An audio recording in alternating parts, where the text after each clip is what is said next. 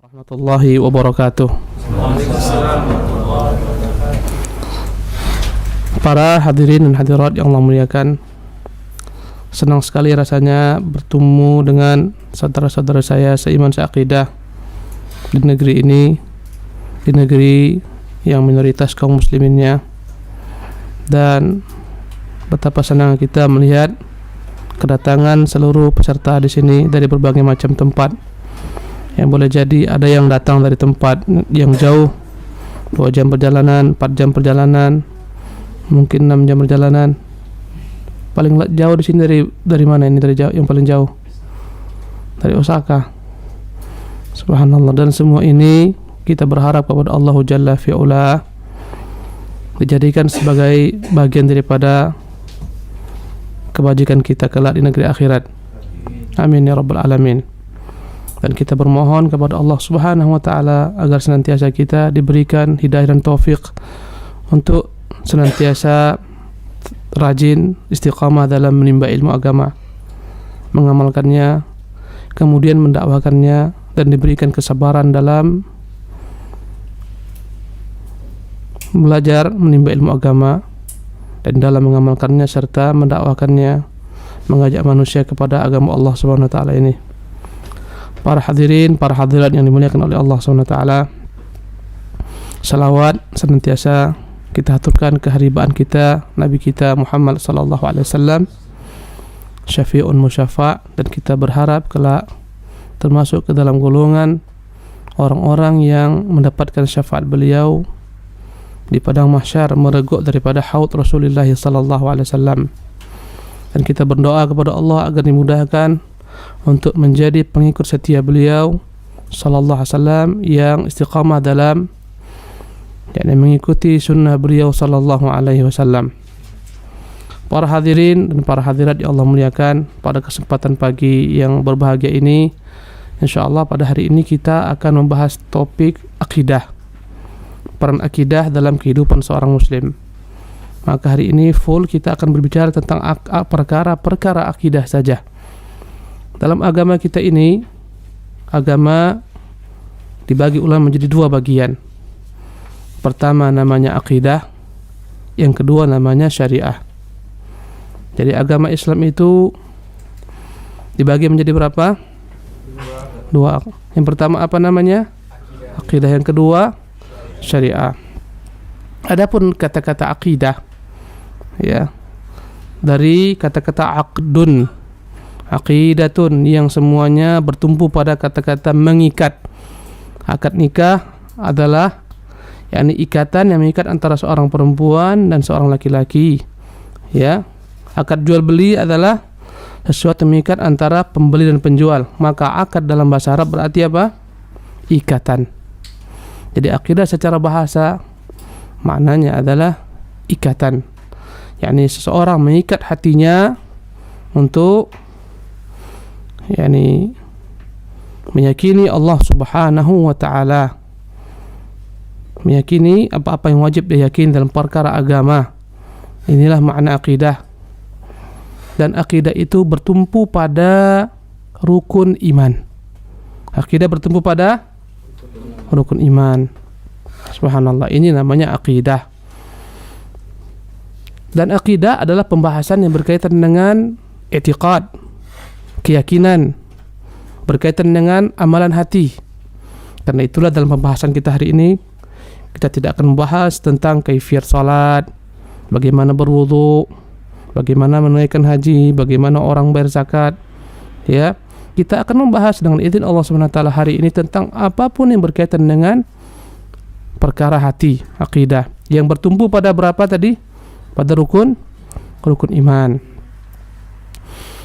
Dan nanti insyaAllah kita akan jelaskan secara sekilas tentang rukun iman. Yang kedua, bagian daripada agama disebut dengan nama apa tadi yang kedua? Syariat. Ya. Syariat adalah dari kata-kata syariah, artinya jalan. Secara bahasa syariat artinya adalah jalan.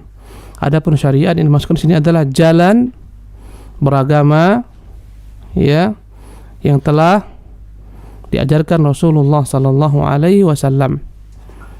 Maka syariat kita adalah syariat Islam yang dibawa oleh Rasulullah sallallahu alaihi wasallam. Maka syariat ini bertumpu pada rukun Islam yang 5. Syariat ini bertumpu pada rukun Islam yang 5, ya. Jadi beda antara syariat dan akidah, bahwa syariat membahas tentang amal jawarih, amalan anggota tubuh, baik berupa perkataan ataupun berupa perbuatan. Ya, inilah dia pembahasan tentang syariat. Bagaimana Anda salat, apa bacaannya? Itu perkara akidah atau syariah? Syariat. Bagaimana Anda berwudu? Ya, apa yang kita katakan ketika kita ingin melaksanakan ibadah haji dan umrah, berapa yakni ketentuan seorang mengeluarkan zakatnya dan seterusnya, ini semua masuk ke dalam cakupan apa? Cakupan syariat. Para ikhwan yang dimuliakan oleh Allah Subhanahu wa taala, kalaulah kita mau simpulkan agama ini, sesungguhnya akidah dan syariat itu tersimpulkan dalam ikrar yang kita ikrarkan sebagai seorang muslim, yang dia merupakan pintu masuk ke dalam Islam, yaitu syahadat atain, 2 kalimat syahadat. Ketika antum mengatakan asyhadu an la ilaha illallah, itu kembali kepada perkara akidah. Wa asyhadu anna Muhammadan Rasulullah, kembali kepada perkara syariat. Dan manusia terdiri pada 2 unsur kita. Ada unsur roh dan ada unsur jasmani. Ya. Maka tatkala kita membahas tentang perkara akidah, berarti yang kita bahas adalah ungkapan kita kalimat la ilaha illallah. Tatkala kita membahas tentang syariat, bagaimana kaifiat haji, salat, zakat, puasa, maka ini kembali kepada kalimat wa asyhadu anna Muhammadan Rasulullah. Jadi para hadirin yang dimuliakan oleh Allah Subhanahu wa taala, dalam agama kita ini simple sekali sebenarnya. Apa yang Allah inginkan dari seorang hamba hanya 2 saja. Pertama, yang kita harus siapkan jawabannya, madza kuntum ta'budun? Apa yang kalian sembah? Dan disinilah manusia berpecah belah, berbeda-beda. Yang jelasnya walaupun beragam agama manusia, tetapi dapat digolongkan kepada 2 golongan saja, mukmin dan kafir. Ya, ulama mengatakan al-kufru millatun wahidah. Kekufuran itu satu agama. Maksudnya walaupun beragam Tuhannya, beragam agamanya, beragam namanya, tapi semuanya mereka digabungkan dalam satu kata, mereka adalah orang-orang non-muslim. Mukmin, kafir. Jadi para ikhwan yang dimuliakan oleh Allah Subhanahu wa taala, jadi 2 yang akan kita persiapkan menjawabnya. Dan ini akan ditanyakan. Yang pertama, madza kuntum ta'budun? Apa yang kalian sembah? Andai kata kita orang mukmin mengatakan kita menyembah siapa? Allahu Jalla fi'ula. Andai kata ditanyakan kepada orang kafir, siapa yang kalian sembah? Maka beragam. Ada yang menyembah salib, menyembah patung, menyembah berhala, menyembah Isa bin Maryam, menyembah matahari, menyembah dewa. Subhanallah. Ini untuk yang pertama. Jadi Islam itu jika disimpulkan hanya menjawab 2 pertanyaan saja. Yang pertama, madza kuntum ta'budun? Yang kedua, madza ajabtumul mursalin? Apa tanggapan kalian terhadap dakwah para nabi? Jadi yang pertama, siapa yang kalian sembah? Yang kedua, apa yang kalian berikan tatkala kalian di hadapan dengan para rasul-rasul Allah Subhanahu wa taala? Apakah kalian mengikuti seruan para nabi dan rasul, atau kalian menjadi penentang para nabi dan rasul? Maka agama ini sesungguhnya disimpulkan dalam 2 saja. 2 pertanyaan harus jawab setiap orang. Madza kuntum ta'budun wa madza ajabtumul mursalin? Bagaimana kalian menyikapi para nabi? Sebagian umat mendustakan nabinya, sebagaimana umat Nabi Nuh yang mendustakan nabinya. Ya, umat Nabi Lot yang mendustakan nabinya. Umat Nabi Musa yang mendustakan nabinya, ya, dan seterusnya, ya, sebagaimana Qarun dan Fir'aun dan lain-lainnya. Dan sebagian daripada umat tersebut mengikuti nabinya. Pertanyaannya, siapa yang Allah selamatkan? Di antara umat yang diutus kepada mereka para rasul, siapa yang Allah selamatkan, siapa yang Allah binasakan? Jawabannya adalah yang Allah selamatkan siapa? Orang-orang beriman. Siapa yang Allah binasakan? Orang-orang yang kufar, Subhanallah. Dan kita melihat bagaimana Allah binasakan kaum Lut, Allah binasakan yakni Fir'aun dan seterusnya penentang dakwah. Dan pertanyaan madza kuntum ta'budun, itulah yang kita katakan dalam ucapan kita asyhadu an la ilaha illallah. Wa madza ajabtumul mursalin, inilah ungkapan kita wa asyhadu anna Muhammadan Rasulullah. Jadi mudah sekali. Ya. Yang disebut dalam agama ini kita diperintahkan dalam bertauhid dalam bentuk dua tauhid. Ya. Pertama, tauhidun fil ma'bud. Afwan jika saya banyak sekali istilah-istilah bahasa Arab ya. Afwan. Pertama namanya tauhidun fil ma'bud. Mengesahkan siapa yang kita ibadati. Siapa yang kita ibadati? Allah Subhanahu wa taala semata.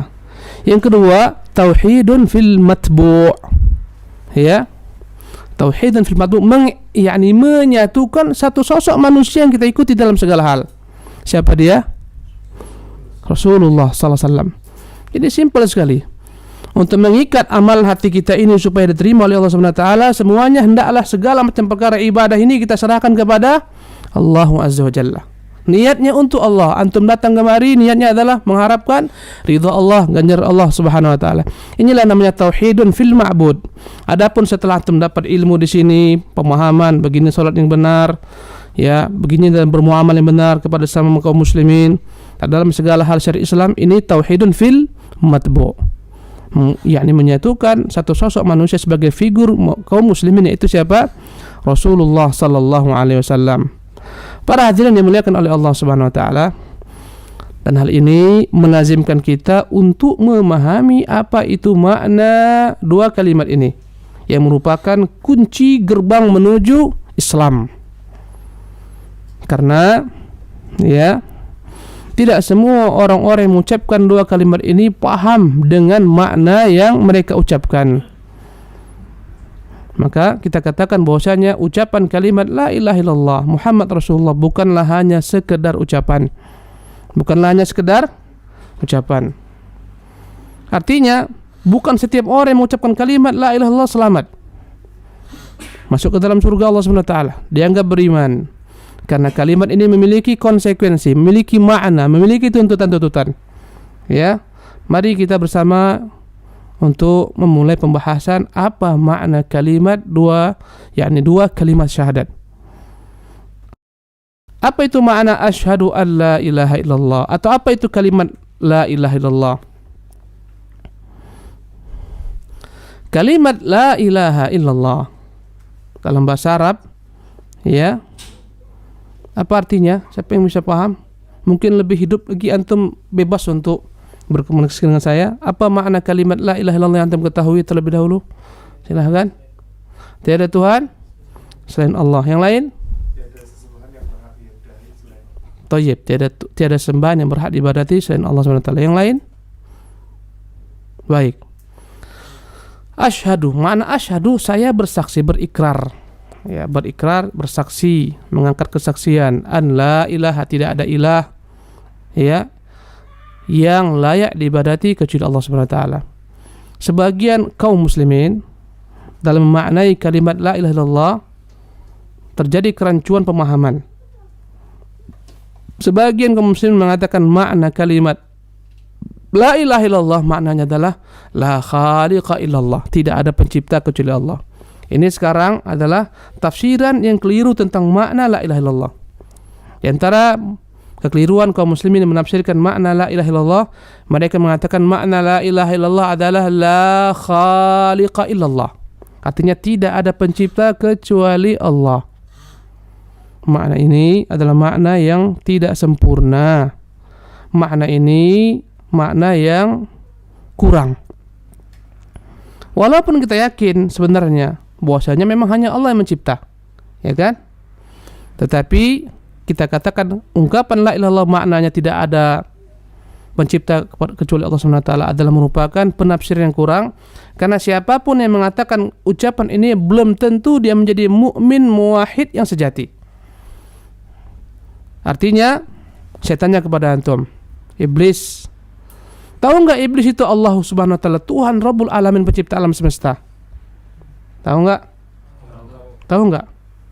Tahu dia kan?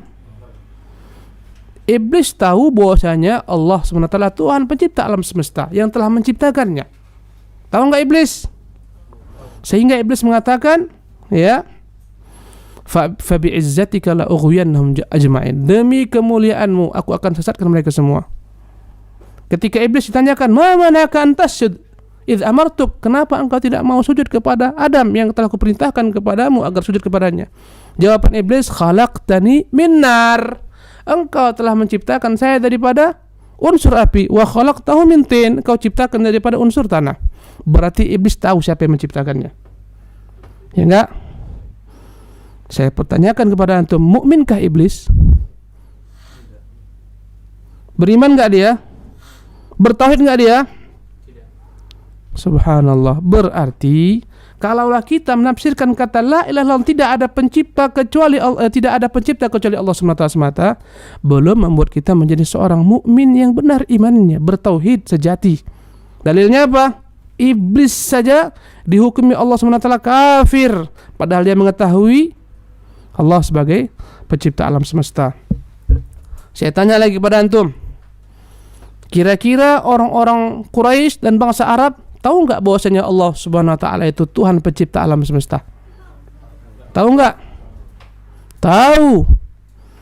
Karena antum harus paham, bangsa Arab itu bukan bangsa ateis, nggak punya agama. Mereka punya agama. Agama mereka adalah agama Ibrahim yang telah mereka selewengkan. Subhanallah. Mereka tahu. Allah mengatakan, wala in sa'altahum, andai kata akan bertanya kepada mereka, man khalaqas samawati wal ard, siapa yang menciptakan langit bumi? Mereka akan mengatakan Allah. Berarti kalaulah kita meyakini hanya Allah sebagai pencipta alam semesta, belum cukup membuat seseorang benar-benar menjadi ahlu tauhid. Saya tanyakan kepada antum, realita kehidupan sebagian daripada kaum muslimin yang datang ke kuburan wali-wali, yang dia keramatkan, yang dia harapkan, ya, dan seterusnya. Kadang mereka meminta kesembuhan, kadang mereka minta jodoh di sana. Ada enggak? Ada enggak hal ini berlaku di negeri-negeri kaum muslimin? Ada yang terkadang mereka tawaf di kuburan, kadang mengusap-ngusap kuburan. Ada enggak? Ada enggak antum perhatikan? Ada. Pertanyaannya, apakah akidah mereka telah benar? Benar enggak akidah orang-orang yang mengharapkan daripada wali-wali yang telah meninggal yang dikeramatkan, mendatangkan manfaat, menolak mudarat? Benar enggak akidah mereka? Salah. Saya tanyakan kepada antum, jika antum bertanya kepada mereka, wahai kaum muslimin, yakinkah antum bahwasanya wali-wali yang antum datangi ini, antum keramatkan, yang menciptakan alam semesta? Jawabannya apa? Tidak. Jika antum tanya, siapa yang menciptakan alam semesta? Adakah yang berani mengatakan wali fulan? Enggak. Mereka akan mengatakan Allah. Berarti kalaulah tafsirkan makna la ilaha illallah hanyalah memahaminya dengan makna tidak ada pencipta kecuali Allah, maka tafsiran yang kurang.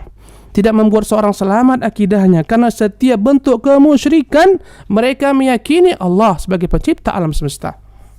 Sampai-sampai Fir'aun yang berani mengatakan ana rabbukumul a'la, saya ini Tuhan kalian tertinggi. Ketika Allah turunkan kepada bangsa Fir'aun bencana, ya, topan, kata Allah, fa arsalna 'alaihim tufana wal jarada wal qummal wad dhafadi, kami kirim kepada mereka berbagai macam ragam bencana, angin topan, ya, fa arsalna 'alaihim tufana wal jarada, wabah berupa belalang di mana-mana, kutu di mana-mana, darah di mana-mana. Ketika itu datanglah Fir'aun mengadu kepada Musa, wahai Musa, minta kepada Tuhanmu agar menyingkap semua bencana ini. Andai kata kau berdoa kepadanya dan disingkap, lanu'minanna lak, kami semua akan beriman kepadamu. Walau nursilanna ma'aka Bani Israil, kami akan bebaskan semua Bani Israil. Subhanallah. Berarti Fir'aun apa? Meyakini, bahkan ketika akhir kehidupan Fir'aun, ketika tenggelam, ya, ketika itulah baru Fir'aun beriman, terlambat imannya. Ya, berkata Fir'aun, sekaranglah al-ana, ya, saya beriman dengan Tuhan, ya, Bani Israel. Tapi terlambat karena Allah SWT telah menyatakan bahwasanya, ya, andai kata roh telah tiba di kerongkongan, tidak akan lagi dapat taubat seorang diterima oleh Allah SWT.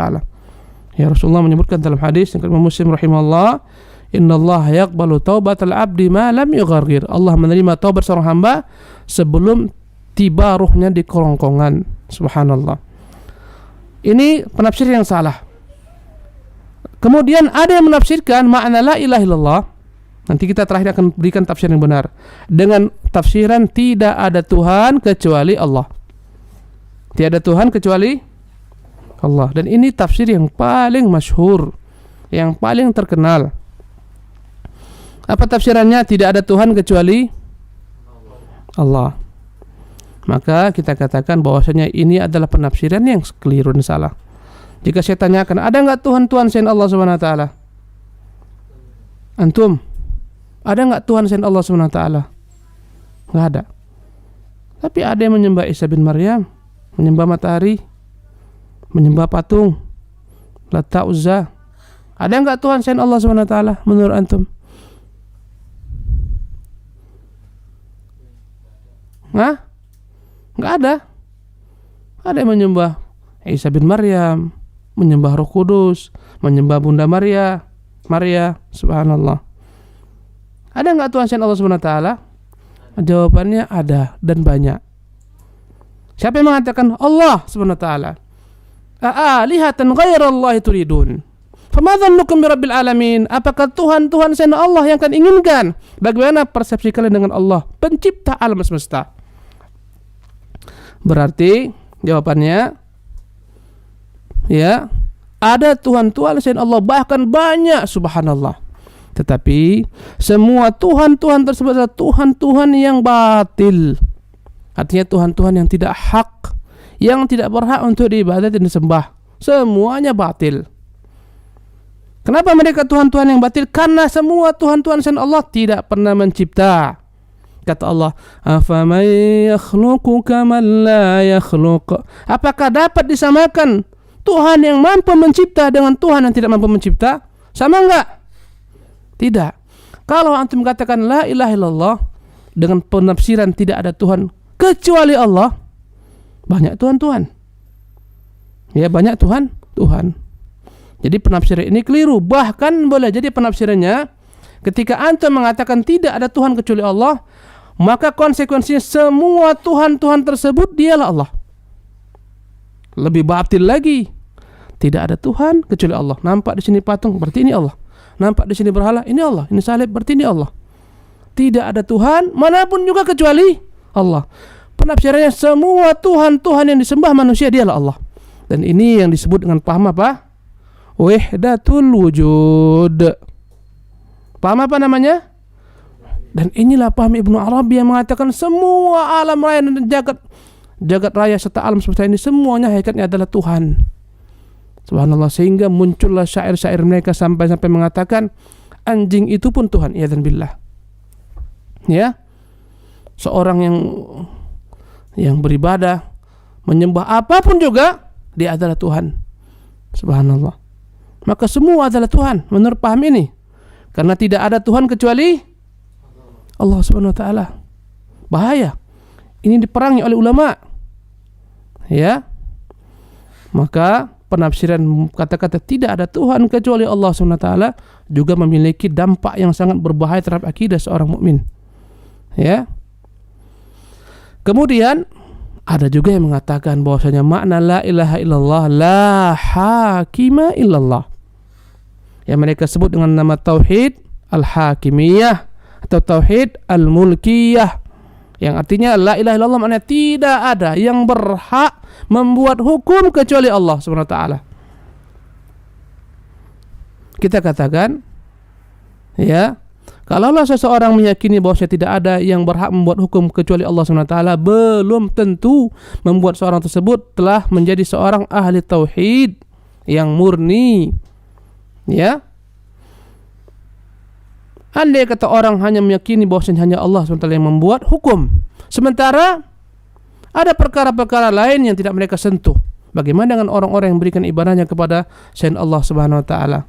Karena belum tentu orang yang meyakini hanya Allah Subhanahu wa taala yang membuat hukum, ya, mereka itu tidak terjebak dalam perkara-perkara kesyirikan.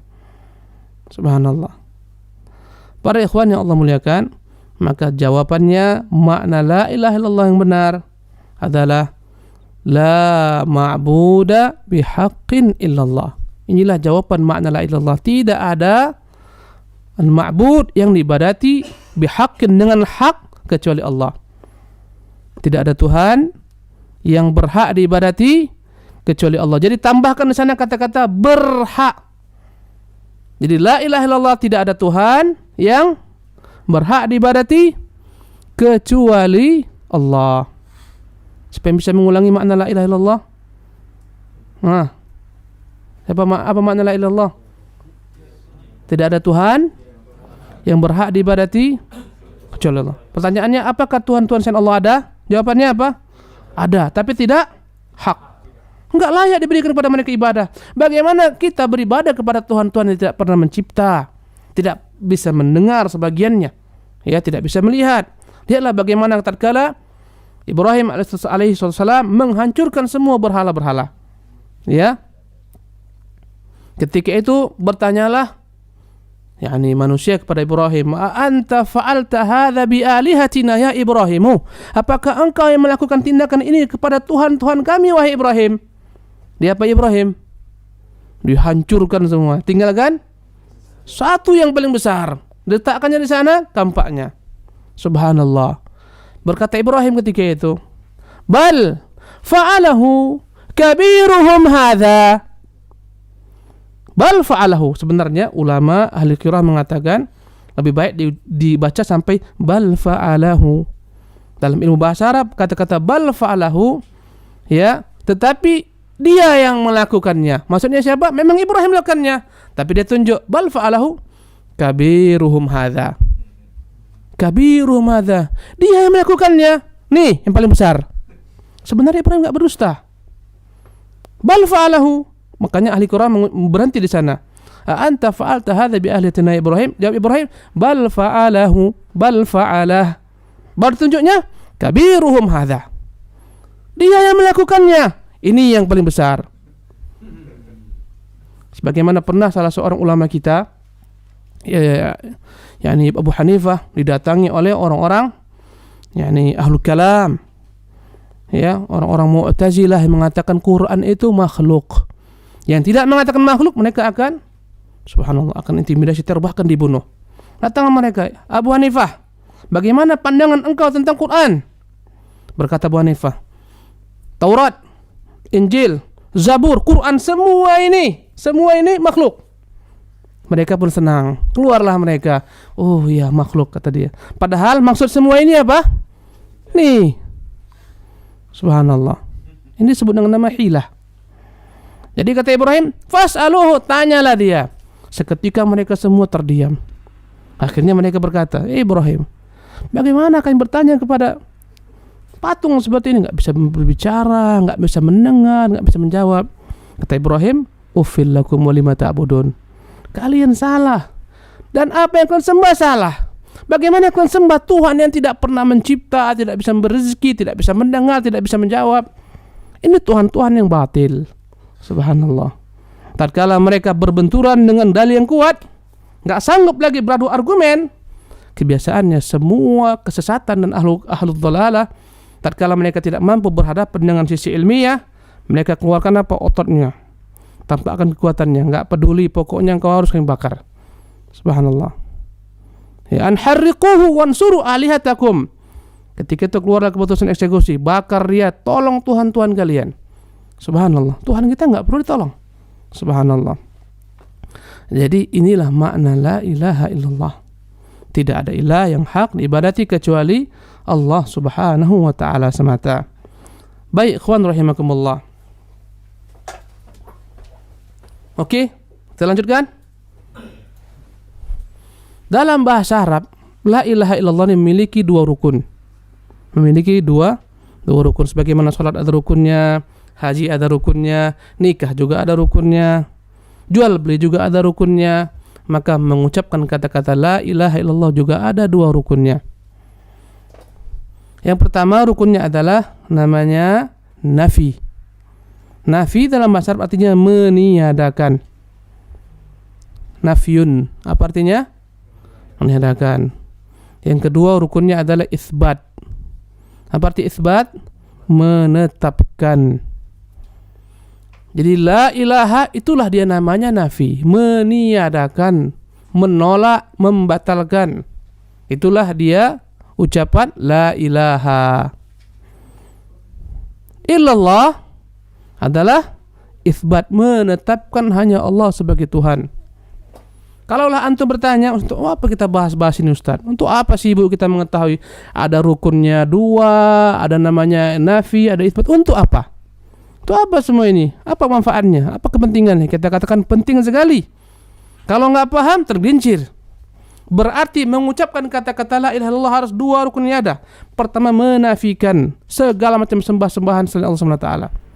Menolak, mengingkari, membatalkan. Konsekuensinya membenci segala tuhan-tuhan selain Allah SWT. Konsekuensinya membenci orang-orang musyrik. Ya, tidak memberikan kecintaan kepada mereka, mengingkari perbuatan mereka, memerangi mereka. Tapi tentunya dengan koridor syariat. Kata-kata saya ini harus dipahami dengan koridor syariat. Bukan maknanya ini orang kafir yang terbunuh. Enggak.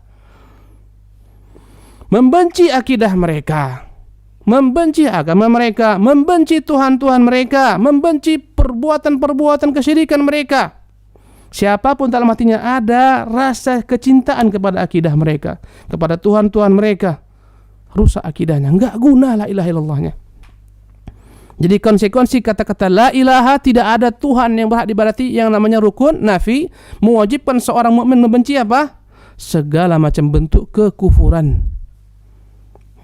Membenci orang-orang kufar, ya, membenci Tuhan-Tuhan mereka, tidak memberikan loyal kepada mereka. Ini konsekuensi dari kata-kata nafi. Siapapun juga yang antum lihat, dia haji, dipanggil Pak Haji, ya, mungkin hajinya ada 17 kali, tetapi ketika melihat fenomena kesyirikan yang merajalela, dia diam, bahkan dia beri fasilitas. Kuburan bahkan Pak Haji yang buat lebih besar lagi. Ya, andai kata kelambunya cuma satu, dibuat 3 kelambu. Ya, dalamnya diperbaiki. Orang-orang yang meminta ke sana, dia ridha. Ini subhanallah, tidak benar ucapan la ilaha illallahnya. Berarti konsekuensi nafi, wajib bagi setiap orang membenci kesyirikan dan ahlu syirki, berlepas daripada mereka. Tapi saya katakan dalam koridor syariat. Karena orang kafir, ya, walaupun semua orang kafir kita benci akidahnya, tapi ada orang kafir yang tidak boleh kita rampas hak-haknya. Kita hormati kemanusiaannya. Tidak boleh kita perangi mereka. Siapa yang tahu siapa mereka? Ahlu kafir yang mana? Ahsantum. Jadi orang kafir dibagi menjadi 3 bagian. Jadi antum harus paham ini. Yang pertama namanya adalah kafir ahlul zimmah. Orang-orang kafir ahlul zimmah. Orang kafir ahlul zimmah adalah orang-orang kafir yang tinggal di negeri kaum muslimin, yang diberikan izin oleh penguasa kaum muslimin, tinggal bersamaan dengan kaum muslimin, yang mereka wajib taat kepada pemerintah kaum muslimin. Maka orang kafir ahlul zimmah ini tidak boleh diperangi, tidak boleh diganggu agama mereka, rumah ibadah mereka pun tidak boleh diganggu. Subhanallah. Ini yang pertama. Yang kedua namanya adalah ahlul harbi, orang-orang kafir yang memerangi kaum muslimin, menumpahkan darah kaum muslimin, mengambil harta kaum muslimin. Maka untuk orang-orang kafir seperti inilah yang wajib diperangi ketika muslimin mampu memerangi mereka. Tentunya juga dengan rambu-rambu agama, bukan separatis sebagian, tidak. Jika ada pemerintah kaum muslimin yang mengajak mereka untuk berjihad, karena yang namanya jihad harus di bawah bendera pemimpin kaum muslimin. Andai kata ada orang-orang kafir memerangi kita, ya, dan kita berada di negara kaum muslimin, nggak boleh langsung kita buat strategi untuk menyerang mereka. Beritahukan kepada penguasa kaum muslimin, pemimpin kaum muslimin, agar tidak bentrokan antara sipil dan sipil. Allahumma kecuali andai kata mereka masuk ke dalam kampung kita memang sengaja dengan pedang-pedangnya, ketika itu kita wajib untuk membela diri kita. Ya. Jadi harus dipahami seperti ini. Jadi ada dua. Yang ketiga namanya adalah ahlul hudnah. Ahlul hudnah. Mereka adalah orang-orang kafir yang terikat perjanjian genjatan senjata dengan kaum muslimin. Yang mereka wajib untuk tidak diperangi selama batasan yang telah ditentukan oleh kesepakatan bersama antara kaum muslimin dan orang kufar. Ya, sebagaimana terjadi pada perjanjian Sulhul Hudaybiyah. Perjanjian Hudaybiyah, terikatlah kaum muslimin dan orang-orang kafir Quraisy perjanjian damai selama berapa tahun? 10 tahun tidak ada peperangan. Maka ketika Rasul pegang benar, enggak boleh Rasulullah perangi mereka, enggak boleh. Subhanallah, benar-benar Rasulullah pegang. Maka orang-orang kafir, ya seperti sekarang ini mungkin kesepakatan bilateral antara orang-orang negeri kufar dengan negeri kaum muslimin dipegang. Karena ada kesepakatan kan, nggak boleh kita berkhianat, nggak boleh kita serang mereka. Subhanallah. Dan kalau boleh tambahkan satu lagi, namanya adalah al-mu'ahad. Al-mu'ahad adalah orang-orang kafir yang dia masuk ke negeri kaum muslimin dengan izin pemerintah kaum muslimin, diberikan visa nih. Namanya apa? Al-mu'ahad. Misalnya orang-orang kafir yang datang ke negeri kita Indonesia, turis-turis asing, bolehkah kita perangi mereka? Boleh enggak? Karena sebagian daripada orang-orang yang punya pemahaman salah, ini kafir loh. Mereka tawan turis-turis, mereka minta tebusan, bahkan ada yang mereka sembelih. Ini bukan daripada Islam. Subhanallah, karena mereka masuk stempel visa kaum muslimin, pemerintah kita berizin. Kenapa antum perangi dia? Ini namanya al-mu'ahad. Jadi inilah dia jenis-jenis orang kafir. Berarti yang boleh kita perangi yang mana? Coba anda tanyalah. Boleh anda tunjuk antum enggak? Boleh enggak Pak Anom? Boleh, antum siap enggak anda tunjuk? Enggak jawab benar enggak apa-apa, enggak saya suruh berdiri lah. Boleh? Antum, siapa nama antum akhi? Selamat. Antum selamat insyaallah. Ada berapa orang kafir dalam Islam? Mumtaz. Antum sebutkan 2 aja. Ahsanta. Antum tambah 2 lagi. Siapa nama antum? Untung. Antum beruntung. Tambahkan 2 lagi. Al-mu'ahad dan ahlul hudnah. Apa maksud ahlul hudnah? Yang terikat dengan perjanjian genjatan senjata. Apa itu al-mu'ahad? Ahsanta, seperti konsulat asing, duta-duta negara asing. Jangan sampai duta Amerika, konsulat jenderal Amerika dibom ini. Enggak boleh. Ini paham teroris yang kita harus luruskan dalam agama kita. Ya. Jadi makna la ilaha, kita menafikan semua sembahan selain Allah, membenci orang-orang kafir. Tetapi membenci tersebut juga ada koridor syariat yang mengaturnya. Pertanyaannya, bolehkah kita mencintai orang tua kita yang kafir? Ayo, siapa bisa jawab? Kita punya orang tua ini tapi kafir. Bolehkah kita mencintai orang tua kita yang kafir? Sementara Allah mengatakan la tajidu qauman yu'minuna billah. Apa itu? Bulan. La tajidu qauman yu'minuna billahi wal yawmil akhir wa duna man hadallahu wa rasulah. Tidak pernah engkau dapati adanya orang-orang yang mereka beriman kepada Allah, beriman kepada hari akhirat, mencintai orang-orang musuh Allah dan Rasulnya. Ya. Pertanyaannya adalah, bolehkah seseorang anak yang dia Allah beri hidayah, muslim, mukmin, mencintai kedua orang tuanya yang kafir, kerabat-kerabatnya kafir? Boleh enggak? Siapa yang mau jawab? Nah, boleh. Bagaimana yang ayat tadi? Karena di keterangan yang lain. Siapa nama antum? Nama antum siapa? Asep. Nampak. Silakan. Karena di keterangan yang lain juga menghormati hukumnya wajib. Mencintai mereka boleh enggak? Menghormati wajib. Mencintai mereka boleh enggak? Dia orang kafir nih. Nah, yang lain. Ayo antum, ini supaya jelas, supaya duduk perkara tauhid ini. Boleh enggak? Mumtaz. Ahsanta. Cinta itu ternyata berbeda-beda, berbagi-bagi. Ada cinta dalam perkara agama, ya, perkara ubudiyah, itu haram. Tidak boleh kita mencintai orang tua kita yang kafir karena agamanya. Tapi ada juga cinta diikat dengan tanda cinta, yakni jibiliyah atau fitrah manusia, insting manusia, mencintai orang tua mereka. Subhanallah. Kecintaan ini bukan kecintaan agama, kecintaan fitrah. Sampai-sampai subhanallah, Nabiullah Nuh cinta enggak kepada anaknya yang kafir itu? Cinta. Ya. Dia katakan kepada anaknya, "Irkam ma'ana, ikut sama kami. Jangan ikuti orang-orang yang Allah akan binasakan." Jadi, ternyata cinta itu pun beragam.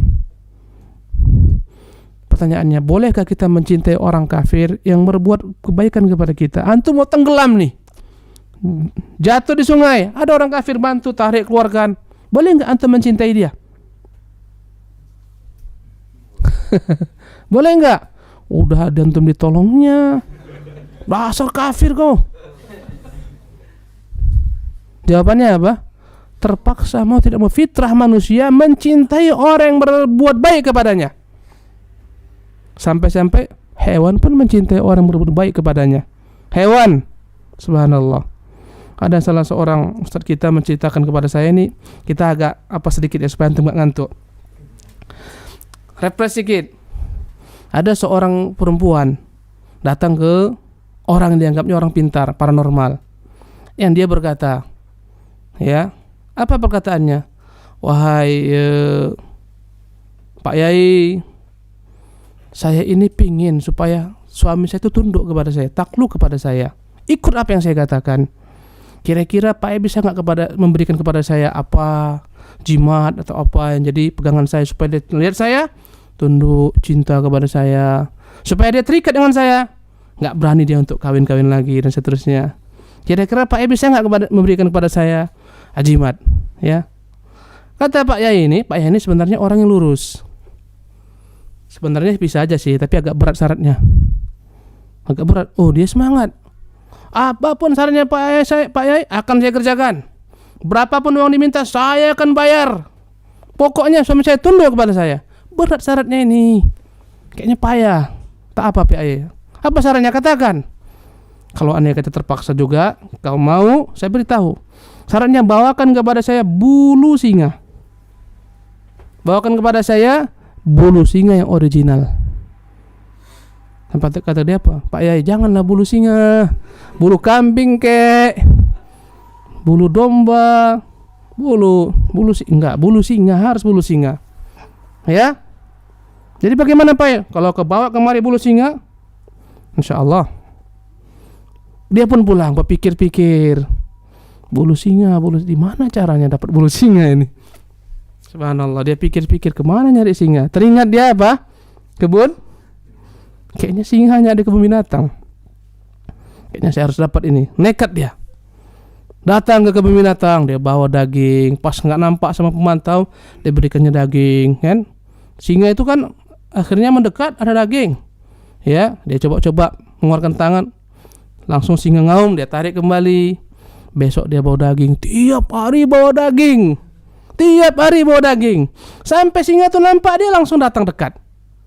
Ini kembali kepada perkara tadi, bahwasanya sampai-sampai hewan pun mencintai orang yang berbuat baik kepadanya. Hewan, singa, subhanallah.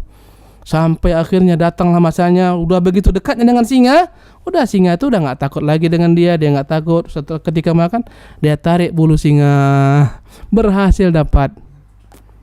Subhanallah, dengan gembiranya perempuan pun datang. Dia katakan, "Pak Yai, ini bulu singa." Pak Yai bingung, bulu singa pun dapat. Hebat kawan ini. Apa yang mau katakan? Oh, gini lah.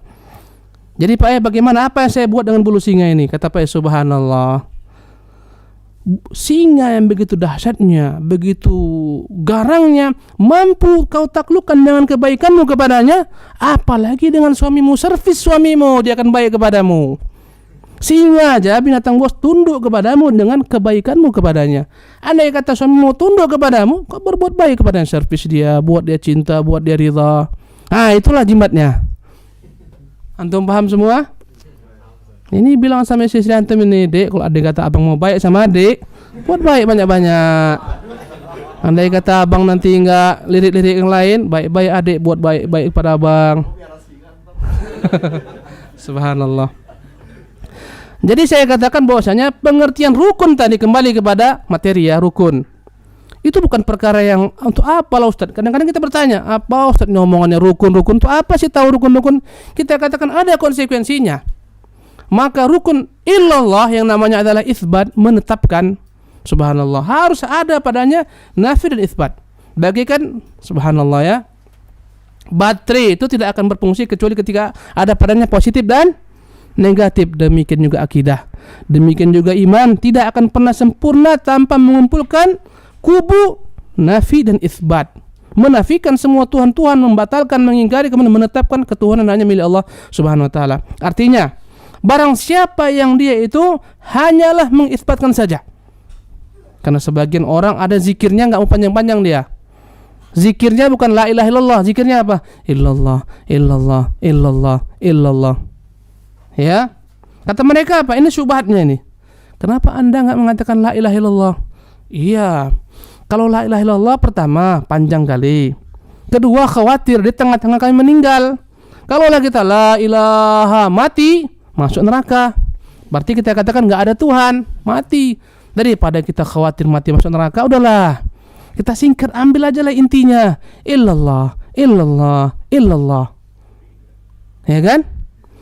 Padahal dalam bahasa Arab ini rusak, dalam bahasa Arab ini illallah, illallah. Kecuali Allah, kecuali Allah. Apa yang kecuali Allah? Ada lagi yang meringkas. Itu kan zikirnya orang-orang awam itu. Karena mereka membagi-bagi zikir kepada tingkatan-tingkatan orang awam. Antum ini sebuah orang awam. Zikir untuk antum la ilaha illallah. Awam. Naik tingkat illallah, illallah. Naik lagi tingkat kurang itu. Yang lebih tinggi lagi adalah zikirnya cukup Allah. Allah, Allah, Allah, Allah, Allah, Allah, Allah, Allah, Allah. Kata mereka yang paling tinggi tingkatnya hilangkan Allahnya, sisakan hu-nya. Hu. Apa arti hu dalam bahasa Arab? Dia. Siapa dia? Jin dia juga. Syaitan dia juga, hu juga. Subhanallah. Intinya saya ingin tekankan di sini, itu harus antum ambil, karena kita perkataan kita ini nyebar kemana-mana. Antum harus ambil inti-intinya. Jangan sampai antum ingat kisah yang tadi, yang lainnya antum lupa, bahaya. Singanya ingat, yang lain lupa. Intinya tidak akan sempurna akidah seseorang hanya membawa nafi saja ataupun isbat saja. Harus bergabung antara nafi dan isbat. Andai kata antum mengatakan, Ustaz, anda kan sholatnya enggak pernah untuk jin, untuk Allah. Semua ibadah saya untuk Allah SWT. Apakah cukup? Saya katakan tidak. Sampai antum mengingkari kekufuran, mengingkari orang-orang kafir, mengingkari kemusyrikan, mengingkari orang-orang musyrik, memerangi mereka dengan hati antum, dengan seluruh apa yang antum miliki, tentunya dengan keredaan apa? Riyad. Jangan antum pahami, oh berarti besok antum keluar untuk perangi semua. Enggak, bukan itu maknanya. Ya, subhanallah. Kalau andai kata antum mengatakan biar aja lah, yang penting kita sembah Allah, orang sembah kuburan biar aja lah, dialah. Enggak diingkarinya dengan lisan, dengan perbuatan, dan hatinya pun enggak mengingkari. Apalagi ada kepentingan. Ya, semenjak ada kuburan wali keramat kan ini, masya Allah, income kita banyak. Tiap hari orang datang berbondong-bondong ziarah. Akhirnya toko saya pun laris. Biarkan aja lah. Walaupun haji dia 50 kali, subhanallah, enggak ada gunanya jika dia hanya ada padanya isbat, tidak nafi. Ya, ada juga yang dia nafi tapi tidak isbat. Dia sibuk segala sesuatu, ini syirik, musyrik ini, tapi enggak pernah menyembah Allah Subhanahu wa taala. Bermanfaat enggak baginya? Bermanfaat. Makanya harus ada dua rukun tadi. Apa yang pertama namanya? Yang kedua? Oke, mafhum? Kita lanjutkan. Sebagaimana dalam perkara, nanti ingatkan anak kok di 1 jam akhir ya. Ini panjang ini, sampai besok kita nih, enggak berhenti. Nanti ingatkan 1 jam berhenti kita. Sebagaimana dalam perkara-perkara muamalat ada syarat-syaratnya, ya. Dalam mengucapkan kata-kata la ilaha illallah juga ini ada syarat. Hanya dengan syarat itu terwujudlah baru sah ucapan seorang mengatakan kalimat la ilaha illallah. Subhanallah. Apa itu syarat-syarat mengucapkan kalimat la ilaha illallah agar kalimat tersebut bermanfaat baginya? Ya, artinya baru sah ucapannya. Kalau kurang syarat, sah nggak pernikahan seorang? Ya, semuanya ada, tapi kurang satu syarat saja. Apa syaratnya? Nggak ada wali laki-lakinya. Untuk wanita ini nggak ada wali. Sah nggak? Atau semuanya udah ada walinya, tapi satu yang kurang, nggak ada pengantin laki-lakinya. Sah nggak? Ya kan? Jual belinya semua udah lengkap, ada barangnya, ada kurang satu aja, uangnya kurang. Sah nggak? Subhanallah, nggak sah. Maka demikian juga ucapan la ilaha illallah ini memiliki syarat. Ada 7 syaratnya. Pertama adalah al-ilmu. Apa makna ilmu? Mengetahui makna la ilaha illallah. Dan Allah mengatakan fa'lam annahu la ilaha illallah. Ketahuilah bahwasanya tidak ada ilah yang hak diibadati kecuali Allah. Dalam surat Muhammad ayat 19. Allah mengatakan illa man syahida bil haqqi wa hum ya'lamun. Kecuali orang-orang yang bersaksi dengan kebenaran dan mereka mengetahui. Pertanyaannya, ikhwan rahimakumullah, andai kata ada kawan antum, fasih dia, antum latih tiap hari, katakan la ilaha illallah. Akhirnya lancar dia, jumpa antum, Pak Anom, la ilaha illallah. Bahasa Jepangnya Bapak apa? Kalau manggil, Anom sang, la ilaha illallah. Lancar dia la ilaha illallah. Ketika antum tahu, tanya, apa itu la ilaha? Enggak tahu lah, Pak Anom selalu bilang, saya bilang. Berarti orang tidak mengerti makna la ilaha illallah ta'ala, maka enggak ada manfaatnya ucapan tersebut. Membutuhkan pemahaman. Ini namanya apa? Al-ilmu. Ya. Yang kedua, al-yaqin. Apa arti yakin? Yakin tanpa ragu-ragu. Siapapun yang mengucapkan kata-kata ini la ilaha illallah tapi ada keraguan-raguan dalam hatinya, maka tidak sah ucapannya. Ya. Sebagaimana orang-orang munafik yang ragu-ragu. Allah menyebutkan dalam surah Al-Hujurat ayat 25, innamal mu'minuna alladzina amanu billahi wa rasulihi thumma lam yartabu wa jahadu bi amwalihim wa anfusihim fi sabilillah ulaika humus shadiqun. Sesungguhnya orang-orang beriman itu adalah orang-orang yang beriman kepada Allah dan Rasulnya, kemudian mereka tidak pernah ragu-ragu. Dan mereka berjihad dengan harta mereka dan diri mereka di jalan Allah. Mereka itulah orang-orang yang jujur. Ya, berarti iman orang-orang munafik tidak sah. Kenapa? Karena mereka ragu-ragu. Subhanallah. Yang ketiga, syaratnya namanya adalah al-qabul. Al-qabul maknanya menerima. Menerima kalimat ini dengan sepenuh hati, dengan segala macam konsekuensinya. Kebalikan daripada al-qabul, menerima adalah menolak, ar-raddu. Orang yang menolak kalimat ini berarti dia kafir. Ya. Yang tidak menerima kalimat ini dengan segala macam kandungannya berarti dia kafir. Allah mengatakan tentang orang-orang musyrikin, innahum kanu idza qila lahum la ilaha illallah yastakbirun. Sesungguhnya mereka orang-orang kafir, jika disebutkan kepada mereka katakan la ilaha illallah, mereka semuanya sombong, tidak menerima. Wa qalu a inna latariku alihatina li syairin majnun. Mereka berkata, relakah kita, sudahkah kita meninggalkan Tuhan-Tuhan kita hanya karena seorang penyair yang gila? Subhanallah. Jadi siapapun yang menolak kalimat ini, tidak menerimanya, berarti dia kafir.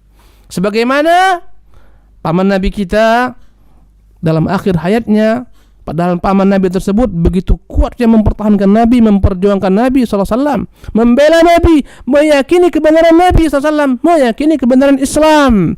Tapi dia enggan mengucapkan kalimat ini, akhirnya dia tidak pernah masuk surga, bahkan dia masuk neraka.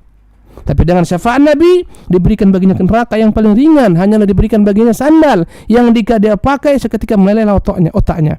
Dan dia menganggap dialah paling parah azabnya, padahal dialah paling ringan azabnya. Jadi kalau andai kata muncul pertanyaan dalam kuis, ya, azab apakah yang paling ringan di neraka? Jawabannya apa? Azab hanya diberikan sandal. Sandal aja cuman. Yang lain enggak, sandal. Dia pakai sandal tersebut meleleh otaknya. Dan dia menganggap dialah yang paling parah azabnya, padahal dia yang paling ringan azabnya. Pertanyaannya, ini yang saya tanya jawab ya. Siapakah dia? Antum yang paling belakang sekali akhi, yang paling belakang. Siapakah orang ini? Siapa nama antum? Fajri, Masya Allah. Siapakah orangnya akhi Fajri? Barakallahu fiik. Iya, Mumtaz. Subhanallah, 100 untuk antum. Abu Talib. Ketika akhir hayatnya, dalam hadis-hadis yang sahih, berkatalah Rasulullah kepada pamannya, "Ya ammi, qul la ilaha illallah." Wahai pamanku, ucapkan la ilaha illallah. Di sana berdiri Abu Jahal dan seorang temannya Abdullah. Berkata ketika itu Abu Jahal, "Atarghabu an millati abika?" Wahai Abu Talib, engkau benci kepada agama nenek moyangmu? Dia lihat Abu Jahal, dia lihat Nabi. Berkata Nabi lagi merayu kepadanya, "Wahai pamanku, ucapkan la ilaha illallah." Berkata Abu Jahal, "Kau rela meninggalkan agama nenek moyangmu?" Subhanallah, engkau benci agama nenek moyangmu. Seketika berkatalah Abu Talib, dia tetap mempertahankan agama lamanya. Sampai-sampai dia katakan, andai kata untuk mencari keridhaan wahai Muhammad, saya akan katakan demikian. Subhanallah, tapi tidak dia katakan la ilaha illallah. Ini namanya rad, menolak. Subhanallah. Dan ini menunjukkan kepada kita bahayanya berteman dengan orang-orang fasik, orang-orang zalim, orang-orang munafik, orang-orang kafir mempengaruhi kita. Maka antum hati-hati berteman dengan orang-orang kafir. Jangan sampai orang tersebut menggelincirkan antum pada Islam, akidah tergadai. Subhanallah. Hati-hatilah. Hendaklah antum mencari teman antum jadi adalah orang-orang saleh. Andai kata ada orang-orang Islam, cari yang saleh, karena tidak semua orang Islam itu saleh. Ya, dan ini menunjukkan antum di negeri asing seperti ini wajib memiliki teman yang saleh, yang senantiasa mengingatkan antum ketika antum salah. Ya, bukan memiliki teman yang salah, tapi yang saleh. Kalau andai kata punya kawan yang salah, bahayalah antum. Tenggelam orang-orang kufar di sini, saki, mereka minum, zina, segala macam, dia ikut. Ya dan billah. Subhanallah. Adapun syarat berikutnya udah berapa udah? Yang keempat namanya al-inqiyad, yang artinya tunduk kepada kalimat ini dan segala konsekuensinya. Subhanallah. Berarti kebalikan tunduk apa? Membangkang. Subhanallah. Maka siapapun yang tunduk kepada kalimat dengan segala macam konsekuensinya, yaitu menyembah hanya Allah semata, kufur kepada selain Allah SWT, dia telah benar ucapannya. Berarti yang tidak mau tunduk kepada kalimat ini dan konsekuensinya, melanggar konsekuensinya, berarti tidak berguna kalimat la ilaha illallahnya. Ya, tunduk kepada dukun, serahkan hidupnya kepada dukun. Untuk kekuasaannya supaya tetap langgeng, dia memelihara dukun. Apapun kata dukun dia tunduk. Subhanallah, orang-orang seperti ini ya tidak sempurna kalimat la ilaha illallahnya. Allah mengatakan dalam surah Luqman ayat 22, "Wa man yuslim wajhahu ilallahi wa huwa muhsin faqad istamsaka bil urwatil wuthqa." Barang siapa yang menyerahkan wajahnya hanya kepada Allah dan dia berbuat ihsan, maka dia telah berpegang dengan buhul yang kuat. Berarti dia pasrah tunduk kepada Allah Subhanahu wa taala. Tunduk dengan konsekuensi kalimat ini. Ya. Tunduk dengan konsekuensi kalimat ini. Allah mengatakan, "Fala wa rabbika la yu'minun hatta yuhakkimuka fima shajara bainahum thumma la yajidu fi anfusihim harajan mimma qadaita wa yusallimu taslima." Subhanallah. Allah mengatakan dalam surah An-Nisa ayat 65, "Fala," sekali-kali tidak, "wa rabbika," demi Rabbmu wahai Muhammad, "la yu'minun," mereka tidak akan pernah beriman, "hatta yuhakkimuka fima syajara bainahum, sampai mereka menjadikan engkau sebagai pemutus perkara yang mereka perselisihkan. Kemudian mereka tidak mendapat di dalam diri mereka keberatan menerima keputusanmu, dan mereka wa yusallimu taslima, pasrah tunduk dengan keputusanmu. Subhanallah. Tayyib. Nanti ingatkan ana. Lanjutkan lagi. Jadi ikhwan rahimakumullah, ayat ini turun fala rabbika la yu'minun. Ibnu Katsir menyebutkan, ya, suatu ketika ada dua orang berselisih pendapat. Datang mereka kepada Rasulullah sallallahu alaihi wasallam mengadukan perihal mereka. Rasulullah putuskan, ya, tetapi yang satu tidak menerima keputusan. Akhirnya dia mengatakan, saya enggak rela keputusan ini, saya enggak mau. Kalau kita bilang apa namanya? Naik banding ya. Kalau ini bukan naik banding, turun banding. Saya enggak rela. Kita pergi kepada Abu Bakar. Pergilah mereka kepada Abu Bakar. Dan Abu Bakar memutuskan putusan yang sama dengan Rasulullah. Orang tersebut yang bermasalah mengatakan, saya enggak rela keputusan Abu Bakar. Bukan naik banding, turun banding lagi kepada siapa? Umar. Datanglah dia kepada Umar. Jadi Umar bertanya, kenapa datang kepada saya? Iya, kami ini. Jadi kemana akan berangkat sebelumnya? Pada Muhammad. Terus, kau enggak setuju juga. Maka aku datang kepada siapa? Kepada Abu Bakar. Sekarang kami mengharapkan keputusanmu. Keputusan saya, tunggu sebentar di sini ya. Tunggu. Dia masuk ke rumahnya. Dia ambil pedang. Dia keluar. Ini keputusan saya. Subhanallah. Dia tebas kepala orang munafik tersebut. Ini keputusan saya. Kau enggak rela keputusan Allah Rasulnya? Saya. Subhanallah. Allahu Akbar. Berarti seorang yang tidak menerima keputusan Allah Subhanahu wa taala dicurigai ucapan la ilaha illallahnya. Tidak qabul, tidak tunduk. Subhanallah. Baik. Berapa udah?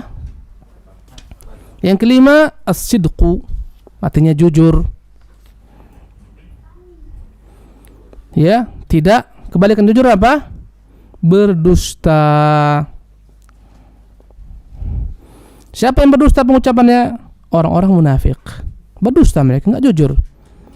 Kadang-kadang ingin menikahi seorang wanita, dia pun masuk Islam, tapi enggak jujur dia. Ya. Allah mengatakan, wa minan nasi man yaqulu amanna billahi wa bil yaumil akhir wa ma hum bimumin. Al-Baqarah ayat 8. Di antara manusia ada orang-orang yang mengatakan, saya beriman kepada Allah, beriman kepada hari akhirat, padahal mereka tidak pernah beriman. Yukhadi'unallaha walladzina amanu. Mereka menipu Allah dan orang-orang beriman. Wa ma yakhda'una illa anfusahum wa ma yash'urun. Padahal mereka tidaklah menipu kecuali diri mereka sendiri tanpa mereka menyadarinya. Subhanallah. Jadi ikhwan rahimakumullah, bermanfaatkah ucapan orang-orang munafik la ilaha illallah? Bermanfaat enggak?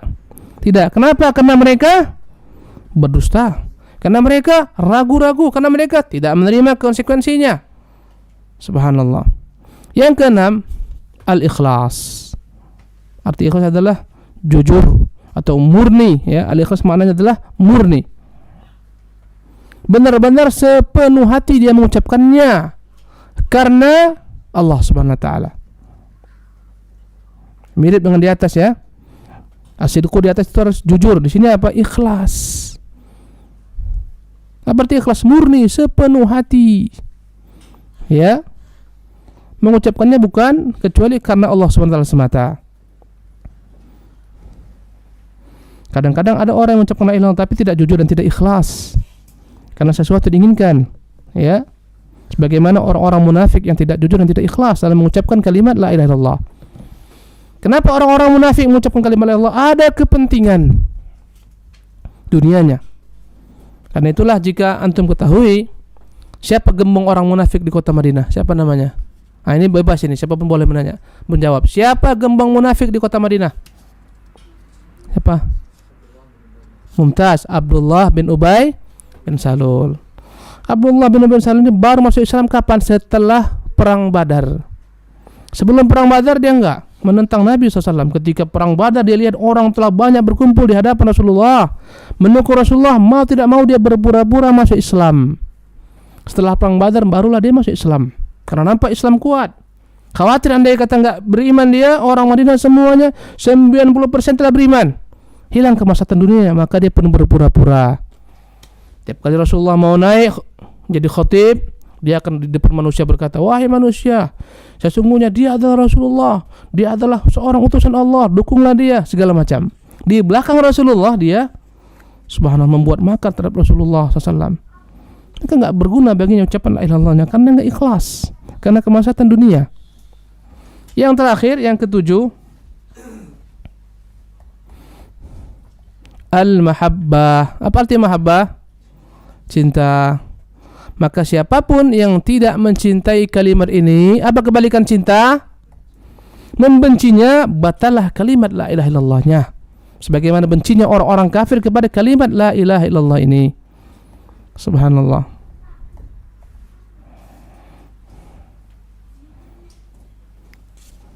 Ikhwan rahimakumullah, ya.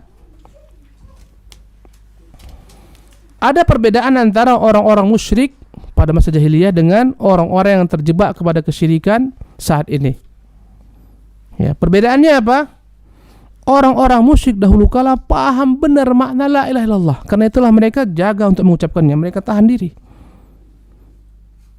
Abu Jahal, kenapa dia enggak mau mengucapkan la ilaha illallah? Dia tahu apa konsekuensinya, dia harus mengingkari semua Tuhan-Tuhan, sesembahan, segala macam hukum kecuali hukum Allah SWT. Dia paham, ya. Karena itulah orang-orang Quraisy ketika Rasulullah kumpulkan semua, naik Rasulullah ke Gunung Safa, berkumpullah semua orang Quraisy. Rasulullah mengatakan, wahai orang-orang Quraisy, andai katakan kepada kalian di belakang gunung ini akan datang musuh-musuh menyerang kalian, akuntum musaddiqiyya, yakinkah kalian dengan perkataanku? Mereka mengatakan, ya, ma jarabna 'alaika kadziba, kami tidak pernah mendapati engkau berdusta wahai Muhammad. Ya. Kata Rasulullah, ketahuilah sungguhnya aku adalah merupakan hamba Allah dan utusan Allah SWT. Katakan la ilaha illallah, tuflihu, kalian beruntung. Ya, akan tunduk kepada kalian manusia, akan tunduk kepada kalian bangsa ajam, dan Allah akan menjadikan raja-raja pemimpin kaum muslimin. Ketika itu berkatalah Abu Lahab paman Nabi, tabban laka ya Muhammad, alihadza jama'atana, binasa engkau wahai Muhammad, kau kumpulkan untuk kata-kata ini. Bagaimana kau jadikan Tuhan yang hanya satu saja? Subhanallah. Allahu Akbar. Jadi ikhwan rahimakumullah, syarat yang terakhir, yang ketujuh adalah syarat apa? Cinta. Mencintai kalimat ini, rela seorang mati untuk kalimat ini. Darahnya dia tebus, hartanya semua dia korbankan untuk kalimat ini. Subhanallah. Dan kita melihat bagaimana kecintaan para sahabat dengan kalimat ini. Ya, sehingga mereka tidak pernah melepaskan akidah. Adalah seorang sahabat bernama Abdullah bin Udzafah As-Sahmi radhiyallahu anhu warḍah. Ya, berperang melawan orang-orang Romawi. Ketika itu mereka pun tertawan. Sampailah berita kepada Raja Romawi, ada salah seorang sahabat Nabi yang ikut dalam peperangan tersebut, dan dia telah mendengar bagaimana hebatnya keimanan sahabat-sahabat Rasulullah. Maka ingin dia buktikan. Dia panggil Abdullah bin Udzafah, wahai Abdullah, kemari. Ya, apakah engkau rela jika kuberikan kepadamu setengah daripada kerajaanku?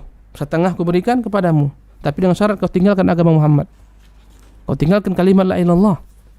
Maka berkata Abdullah bin Udzafah, demi Allah, seandainya kau berikan kepada saya seluruh kerajaanmu, bahkan dunia saya tidak akan pernah saya tinggalkan agama Muhammad sallallahu alaihi wasallam. Enggak mempan. Allahu Akbar. Enggak mempan dengan tawaran-tawaran, subhanallah. Masukkan dalam penjara, tidak diberi makan sampai kau kembali, sampai kau murtad daripada agamamu. Enggak diberi makan. Udah kelaparan diberikan kepadanya babi, ya dan billah. Tidak dia makan, dalam kondisi terpaksa pun tidak dia makan. Akhirnya raja melihat enggak mempan ini orang akan mati kalau enggak diberi, kalau enggak andai kata di terus menerus diberikan seperti ini, akan mati dia. Dikirim ke dalam penjara perempuan, subhanallah, untuk menaklukkan imannya. Tidak mempan, enggak peduli dia. Perempuan yang cantik jelita bagaikan batu di hadapannya, enggak ada gunanya. Subhanallah, tawaran-tawaran apapun juga enggak mempan. Allahu Akbar. Sampai akhirnya raja ini penasaran, dia panggil Abdullah, ini terakhir nih. Ketika itu disiapkanlah api yang besar, periuk yang besar, kemudian dihidupkan api, dipanaskan air, mendidih air, kemudian dipanggil ketika itu sebagian, satu orang daripada tawanan kaum muslimin, dicampakkan di depan matanya. Ini pilihan terakhir bagimu, lihat itu sahabatmu itu dicampakkan ke dalam kuali yang panas. Itu andai kata engkau tetap tidak beriman. Tetap dia istiqamah. Pengawal Algojo bawa dia. Ketika itu dia menangis. Kata raja, berhasil ini kayaknya nih. Sini. Kenapa kau menangis? Ya, berarti sekarang kayaknya tawaran saya akan kau terima ini. Dia berkata, wahai raja, saya ini menangis bukan karena saya akan menghadapi kematian, wallahi. Tapi saya menangis kenapa jiwa saya cuma satu. Kalau saya memiliki 1000 jiwa, yang satu dimasukkan dibakar, yang satu dimasukkan, alangkah banyaknya pahala saya. Subhanallah, karena ganjaran yang Allah SWT berikan kepada saya. Jadi kau siap? Nggak ada masalah. Kata raja, ini orang kayaknya nggak bisa diganggu ini akidahnya. Kalau begitu satu permintaan saya terakhir nih, cium kepala saya, semua saya bebaskan kalian. Kata dia, kalau itu permintaan Anda nggak ada masalah. Dia cium kepala raja, semua mereka dibebaskan. Ketika tiba di Madinah, kata Umar, setiap orang Islam layak mencium kepala Abdullah bin Hudzafah Sahmi. Subhanallah. Allahu Akbar. Ini akidah ketika telah mengujam. Semua tawaran iming-iming sia-sia semua. Kalau Anda kata akidah nggak ada, jangankan gadis cantik jelita, Indomie pun satu pak pindah agama. Ya kan? Baju-baju bekas pun pindah agama.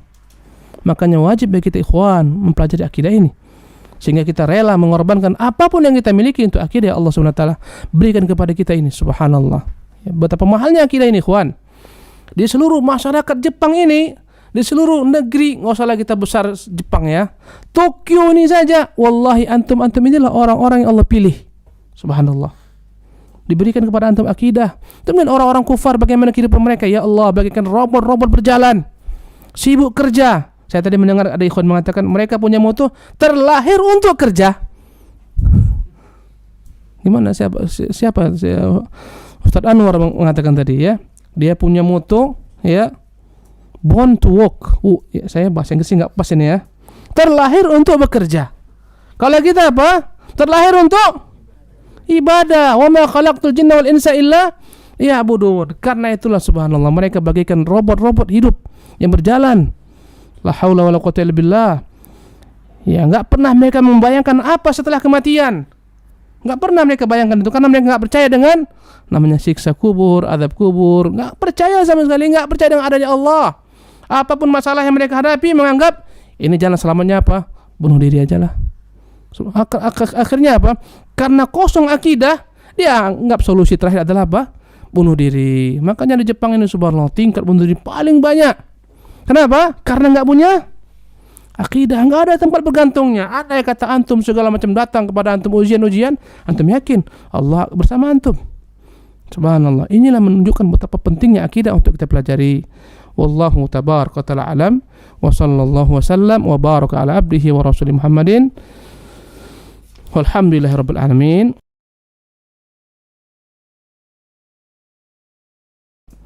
Di sini ada pertanyaan, sejumlah pertanyaan. Pertanyaannya yang pertama, bagaimanakah mengajarkan akidah tauhid kepada anak-anak semenjak dini? Subhanallah. Pertama, ibunya dan orang tuanya harus dulu mengetahui apa itu akidah tauhid yang murni. Berkata patah Arab, faqidu syai'i la yu'tih. Yang tidak memiliki tidak akan pernah memberi. Jadi andai kata Anda ingin mengajarkan kepada anak Anda akidah yang murni, hendaklah Anda paham dulu itu apa akidah yang murni. Ya kan? Itu yang pertama. Yang kedua, tentunya sesuai dengan tingkat pemahaman anak-anak. Andai kata anak Anda masih umurnya 3 tahun, Anda ajarkan, nak, tauhid ada 3 loh. Uluhiyah, rububiyah, asma wa sifat. Apa kata umiku ini? Sesuaikan.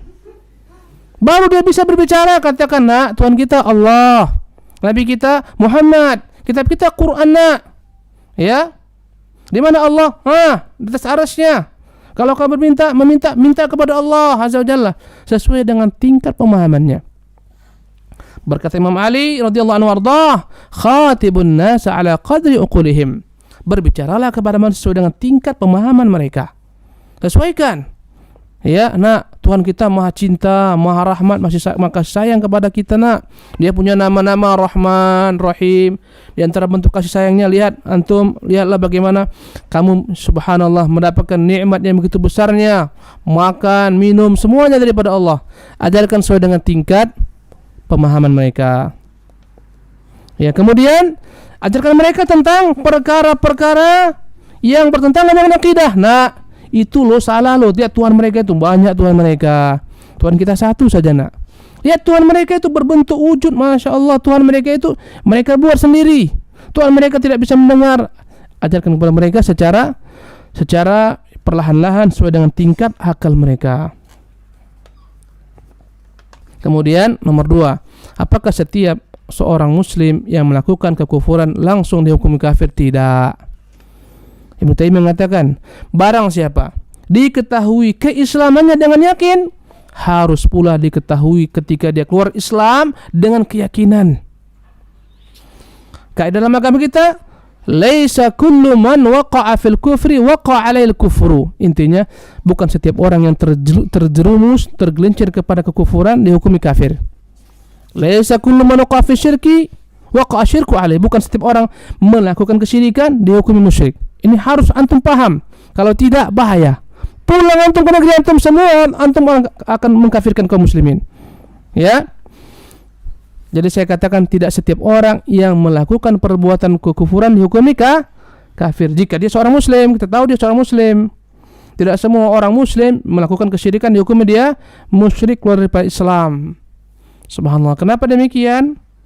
Jawabannya, karena dalam perkara akidah kita enggak boleh tergesa-gesa menghukumi seorang. Oh, ini antum misalnya pulang ke negeri antum, nampak orang datang ke dukun, ya banyak di negeri kita, langsung antum katakan kamu kafir. Enggak boleh. Antum pulang ke negeri antum, datang ke kuburan yang dikeramatkan, ya beribadah di sana, menyembelih di sana, enggak boleh antum katakan kamu kafir. Enggak boleh. Hei fulan, kamu kafir, enggak boleh. Harus dibedakan al-hukmu 'alal itlaq, menghukum secara mutlak general, dan al-hukmu 'ala ta'yin, menghukum secara per individu. Antum hanya boleh mengatakan ya menyembelih untuk selain Allah dia kafir, yang berdoa kepada selain Allah dia kafir. Tapi ketika ada orang melakukan demikian, enggak boleh antum katakan kamu kafir, enggak boleh. Kenapa demikian? Karena namanya ya takfir, menghukum manusia dengan kata kafir memiliki beberapa syarat. Ya, namanya syurutut takfir, syarat mengkafirkan seseorang. Pertama, al-ilmu. Orang akan dikatakan kafir ketika dia mengetahui perbuatan tersebut kafir, tetap dia lakukan. Al-ilmu, meyakini perbuatan tersebut kafir, tetap dia lakukan. Subhanallah. Jadi al-ilmu berarti apa kebalikan al-ilmu? Al-jahlu. Andai kata ada orang Islam yang melakukan perbuatan kekufuran, mengatakan kata-kata kufur, tapi dia enggak tahu, karena dia enggak tahu itu kafir, enggak tahu dia itu musyrik, tidak boleh kita kafirkan. Paham? Saya tanya sama antum, kalaulah ada orang mengatakan saya ini Allah, Tuhan, engkau Allah, hamba, kafir enggak ini? Perkataan ini. Dia katakan, saya ini Tuhan, engkau hamba saya. Kafir enggak? Perkataan ini kafir enggak?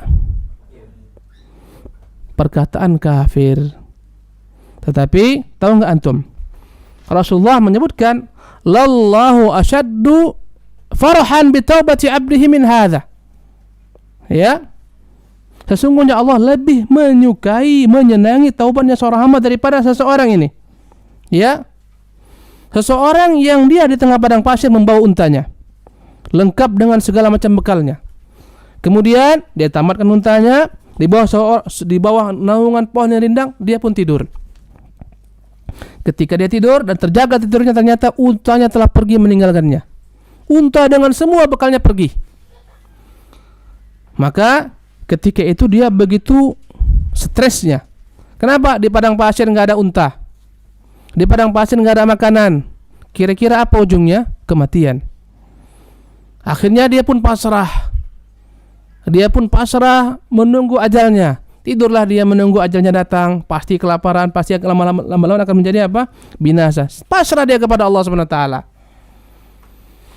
Tatkala dia tidur, terbangun sore harinya. Ternyata ketika terbangun, unta itu telah kembali lengkap dengan semua isinya. Rasulullah mengatakan alangkah senangnya dia, sehingga dia mengatakan ucapan sangat senangnya, Allahumma anta abdi ana rabbuk, ya Allah engkau adalah hambaku, saya Tuhanmu. Min syiddatil farah, karena begitu senangnya dia. Perkataan ini adalah perkataan apa? Kafir. Tapi orang yang tidak kafir, kenapa? Karena dia mengatakannya dengan tanpa sengaja. Berarti seorang itu akan dikatakan kafir ketika melakukan sesuatu, ya, atau mengatakan sesuatu dengan ilmu, keyakinan, dan dengan tujuan yang jelas, bukan tanpa sengaja keliru. Berarti andai kata orang melakukan kekafiran dengan kekeliruan, tidak boleh dikatakan dia kafir. Subhanallah. Saya tanya kepada antum, ada orang antum lihat sujud di depan patung. Nah, saya tanyalah, antum siapa namanya akhi ini? Antum yang ganteng Masya Allah pakai baju putih ini, siapa nama antum? Hah? Sami. Antum lihat ada orang sujud di depan patung. Kira-kira antum boleh kan? Ini di negeri kaum muslimin, dia pakai peci lobe, Masya Allah pakai serban, sujud di hadapan patung. Boleh nggak antum kafirkan dia? Langsung, kafir, boleh nggak? Kenapa? Di depan patung. Hah? Memang lagi sholat. Benar, sujud dia. Kafir nggak? Antum bilang, Pak Yai, ini patung loh. Astagfirullahaladzim. Saya nggak tahu loh ini patung. Jangan bosannya patung itu nggak dia kira ini sebagai sutroh. Mungkin nggak terjadi? Mungkin. Atau boleh jadi ternyata Pak Yainya buta atau orang tersebut buta. Maka nggak boleh kita cepat mengatakan kafir sampai kita yakin dia mengatakannya dengan ilmu, ya, dengan niat, ya, bukan dengan kejahilan, bukan karena nggak sengaja, bukan karena salah, bukan karena ada syubhat. Kemudian tentunya juga harus ada namanya apa? Iqamatul hujjah, setelah sampai kepadanya hujjah bahwa perbuatan tersebut kafir. Boleh jadi ada orang-orang yang nggak tahu itu kafir karena ilmunya tidak ada, miskin. Maka harus ada keterangan ilmu, hujjah, ya. Jadi tidak mudah mengkafirkan seseorang. Tidak mudah mengkafirkan kaum muslimin yang kita ketahui dia muslim, ya. Maka jangan kita kafirkan sampai kita benar-benar memiliki syarat-syarat untuk mengkafirkannya. Subhanallah. Jadi diantara andai kata mau disimpulkan kapan seorang itu akan dihukum kafir, ketika bulughul hujjah, sampai kepadanya hujjah, ya, fahmul hujjah, memahami hujjah tersebut, ya. Andai kata sampai tapi nggak paham, dia nggak bisa dikafirkan. Karena itulah banyak orang-orang yang memiliki keyakinan kufur seperti Mu'tazilah yang mengatakan Allah nggak memiliki sifat, nggak layak Allah memiliki sifat. Ini perkataan kafir, kufur. Sehingga berkata Ibnu Taimiyah rahimahullah kepada orang-orang Mu'tazilah, kalaulah saya mengatakan apa yang kalian katakan, la kafartu, saya akan menjadi kafir. Walakinnakum la takfuruna indi, tapi kan semua enggak kafir menurut saya. Kenapa Ibnu Taimiyah tidak mengkafirkan mereka? Karena ada syubhat. Sampai-sampai Khalifah Al-Ma'mun mendukung Mu'tazilah. Sampai-sampai Khalifah setelahnya membunuh sebagian ahlu sunnah yang tidak mengatakan Quran makhluk. Tapi tidak ada yang mengkafirkan Al-Ma'mun. Tidak ada yang mengkafirkan Mu'tazilah. Kenapa? Karena mereka tergelincir karena apa? Syubhat. Subhanallah.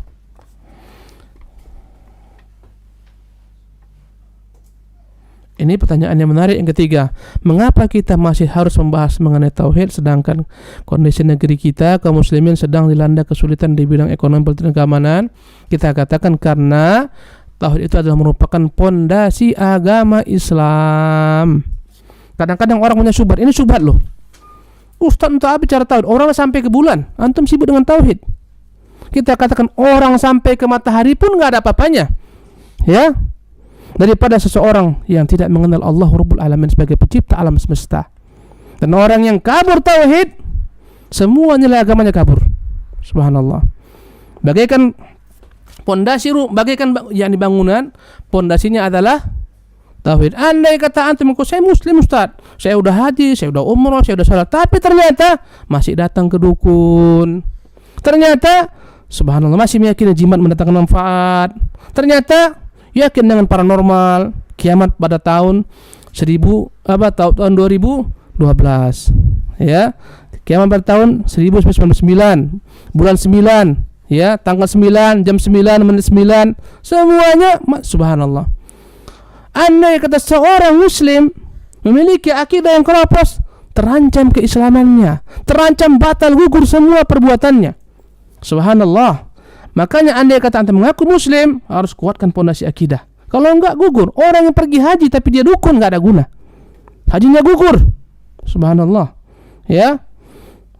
Karena itulah kita katakan Islam itu bangunan. Maka pondasinya apa? Akidah. Orang Islam itu ada yang mengerjakan syariat, salat, puasa, haji. Tiap tahun pun dia laksanakan puasa, tiap tahun melaksanakan haji, bayar zakat. Kalau andai kata akidahnya keropos, semua amalannya gugur. Ini bahaya kesyirikan. Kata Allah Subhanahu wa taala, "Wa laqad uhiya ilaika wal ladzina min qablika la in asyrakta la yahbatanna 'amaluk." Telah diwahyukan kepadamu dan kepada orang-orang sebelummu, andai kata engkau berbuat kesyirikan Muhammad, gugur semua amalanmu. Subhanallah. Dan alangkah jauhnya kaum muslimin daripada akidah yang benar. Jangankan akidah yang benar, syariah yang benar pun mereka, subhanallah, jauh. Subhanallah. Kadang-kadang kita begitu kagumnya dengan negeri-negeri kufar. Seperti Masya Allah Jepang teratur, antum puji-puji Jepang, Amerika antum puji-puji. Kita katakan, Allah mengatakan, ya alamuna zahiran minal hayatid dunya wa hum anil akhirati hum ghafilun. Mereka itu hanyalah mengetahui zahir kehidupan dunia, akhirat mereka lalai. Wallahi enggak ada kebaikan orang-orang kafir. Ya, sebaik apapun yang dia telah perbuat untuk yakni kehidupan manusia, jika tidak beriman kepada Allah Subhanahu wa taala. Maka antum melihat negeri kaum muslimin, di sana ada kemiskinan, negeri kaum muslimin ada kefakiran, negeri kaum muslimin keterbelakangan. Wallahi 1000 kali, 1.000.000 kali lebih baik daripada negeri-negeri kufar dan orang-orang kafir. Andai kata ini semua masyarakat ini mati, kemana mereka? Neraka. Subhanallah. Enggak pernah keningnya ditundukkan sekali menyembah Allah Subhanahu wa taala. Jadilah mereka bagaikan bangkai-bangkai berjalan. Orang-orang beriman, subhanallah, sekalipun kita melihat bagaimana keterbelakangan kaum muslim tetap lebih baik. Dan kita katakan semua keterbelakangan kaum muslim karena akidahnya yang keropos, karena muamalahnya yang keropos, karena ibadahnya yang keropos, karena akhlaknya yang keropos. Maka kita katakan kejujuran kadang-kadang kita dapati ada negeri kufar, tidak ada pada negeri kaum muslimin, ya kan? Negeri-negeri yang korup mana? Negeri kaum muslimin. Apa yang salah? Agama kita? Tidak. Kenapa orang-orang kufar maju? Untuk melihat ke belakang, Eropa itu kapan maju? Ketika mereka tinggalkan agamanya. Kenapa mereka tinggalkan? Nggak masuk akal mereka. Tuhan 3 tapi satu tapi 3. Ya 3 in 1. Nggak masuk akal mereka, stres. Buku-buku kitab suci hanya dipegang oleh para pendeta mereka. Kaum yakni Nasara nggak boleh pegang. Kemudian mereka melihat bagaimana sombongnya, pongahnya para pendeta-pendeta mereka, stres, mereka tinggalkan agama mereka. Sibuk mereka dengan segala macam ilmu pengetahuan, sehingga banyak di antara mereka yang tewas karena berhadapan dengan fatwa para pendeta-pendeta mereka. Sampai terbunuhlah siapa? Galileo dan jenisnya, menentang teori-teori yang telah menjadi dogma di gereja-gereja mereka. Stres, mereka tinggalkan agama, maju mereka. Orang Jepang ini kenapa maju? Gak punya agama, gak ada batasan dan larangan, karena agama mereka gak masuk akal. Subhanallah. Kaum muslimin melihat, oh Jepang maju, Amerika maju, ini karena mereka dengan agama. Kalau Islam mau maju, tinggalkan agama. Udahlah, gak usah bicara akidah, ekonomi, gak usah bicara akidah. Kita bicara apa lagi tadi? Politik. Wallahi semuanya bertumbuh daripada akidah yang salah. Kenapa pendahulu kita salafus saleh berhasil menundukkan dunia dengan apa? Akidah, pondasi dasarnya. Bagaimana kaum muslimin terpecah belah dengan berbagai macam ragam penyimpangan dalam akidah. Ketika diserang kaum muslimin di negeri Syam oleh orang-orang Tatar, subhanallah, hancur mereka. Kenapa hancur? Akidah. Ketika itu subhanallah terukirlah begitu indahnya syair yang mengandung kekufuran, kesyirikan, sehingga menjadi moto mereka. Apa syairnya? Ya khaifan minat tatar ludhu biqabri Abi Amr. Wahai orang-orang yang takut kepada Tatar, berlindunglah dengan kuburan Abi Amr. Ini simbol mereka. Ya. Wahai orang-orang yang takut dengan Tatar, berlindunglah kepada siapa? Kuburan Abi Amr. Ketika datang Tatar, mereka datang sibuk ke kuburan-kuburan dikeramatkan. Kata Ibnu Taimiyah, ini tidak akan mungkin kita dimenangkan Allah Subhanahu wa taala. Mustahil. Karena kemenangan datang daripada Allah, tidak akan diberikan kecuali kepada orang-orang beriman. Dan Allah mengatakan wa antumul a'launa, kalian yang tertinggi in kuntum mu'minin, Anda katakan beriman. Ya. Wa'adallahu alladziina aamanu, Allah berjanji kepada orang-orang beriman wa amilus shalihat, dan beramal saleh, la yastakhlifannahum, akan diberikan kekuasaan. Tatkala mereka beriman beramal saleh. Kalaulah iman kita kabur, enggak tahu apa arti iman, subhanallah, musibah. Andai kata kita enggak makan, apa ujungnya? Mati. Andai kata kita kafir, apa ujungnya? Neraka. Subhanallah. Bukan masalah kefakiran, bukan masalah kemiskinan, akidah. Karena itulah sebagian orang mengatakan, alah tauhid itu apa? Mari kita bahas politik. Politik yang ada pada kaum muslimin juga ternyata tidak seperti itu yang inginkan dalam Islam. Mari kita bahas ekonomi. Ternyata apa yang antum lihat, ekonomi kaum muslimin sekarang terjebak dengan segala macam sistem-sistem ribawi, kezaliman, jual beli yang gharar. Subhanallah. Ya, terjebak kaum muslimin. Makanya kita katakan semuanya harus ada pondasi. Pondasi agama apa? Akidah. Karena itulah wajib kita belajar akidah yang benar. Walaupun kita nggak sampai ke bulan, nggak ada masalah. Ya, yang penting akidahnya benar.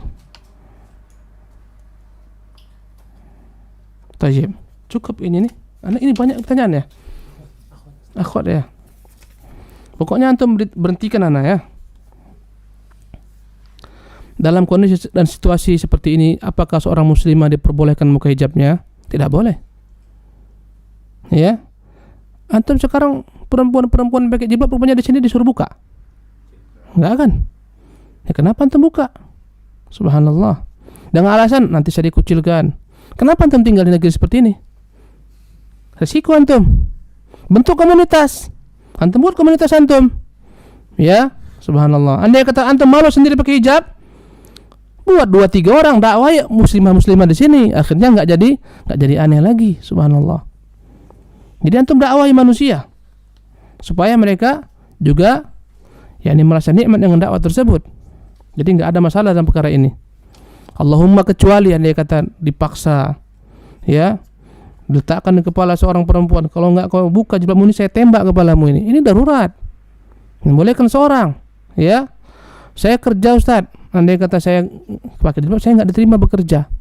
Ya, kita katakan apakah hidup antum tergantungkan bekerja dengan satu perusahaan, antum cari kerjaan lain. Ya. Sebagian orang kadang-kadang gara-gara apa? Gara-gara dangkalnya iman. Sehingga akhirnya dia lepas agamanya. Apa contohnya? Perusahaan ini Ustaz, kami enggak boleh sholat. Kalau sholat dipecat. Jadi antum bagaimana? Ya terpaksalah saya enggak sholat. La ilaha illallah Muhammadun Rasulullah. Ini kerja apa subhanallah? Enggak ada apa-apanya dengan 2 rakaat sebelum subuh, khairan min dunya wa fiha, lebih baik daripada dunia seisinya. Itu 2 rakaat sebelum subuhnya, bagaimana dengan subuhnya? Subhanallah. Kemudian misalnya ada lanjutannya lagi. Misalnya melakukan CT scan dan petugas seorang pria, ya. Andai kata perkaranya darurat, dibolehkan membuka aurat dalam perkara darurat. Dengan ketentuan-ketentuan syariat, ad-daruratu tuqaddaru biqadariha. Darurat disesuaikan dengan kadarnya. Andai kata perempuan harus dibuka sisi tertentu daripada auratnya, ya, maka enggak boleh semua dibuka. Hanya pada tempat tertentu, tentunya diiringi dengan mahramnya ada. Kalau andai kata mahramnya enggak ada perempuan lain yang bersamanya, jangan berkhulwat. Kaidahnya ad-daruratu tubihul mahdzurat. Keadaan darurat membolehkan yang tidak boleh. Tapi ad-daruratu tuqaddaru biqadariha. Ya, yang namanya darurat harus disesuaikan dengan kadar ketetapannya. Ya, andai kata antum misalnya harus makan babi, ya dan billah, kalau enggak mati kita. Semuanya enggak ada kecuali khamar, kecuali babi, antum harus makan dan minum. Tapi bukan untuk disimpan, bawa pulang. Nah, udah payah. Darurat katanya. Ya, apa itu darurat? Perkara yang jika tidak antum lakukan, antum binasa. Itu darurat. Ya. Kenapa antum pinjam uang di bank? Ya lah Ustaz, darurat. Kenapa darurat? Enggak bisa rupanya antum bekerja, bekerja dengan harus tanpa meminjam uang dari bank. Bukan darurat. Terkadang orang terlampau mudah mengatakan apa? Darurat. Subhanallah.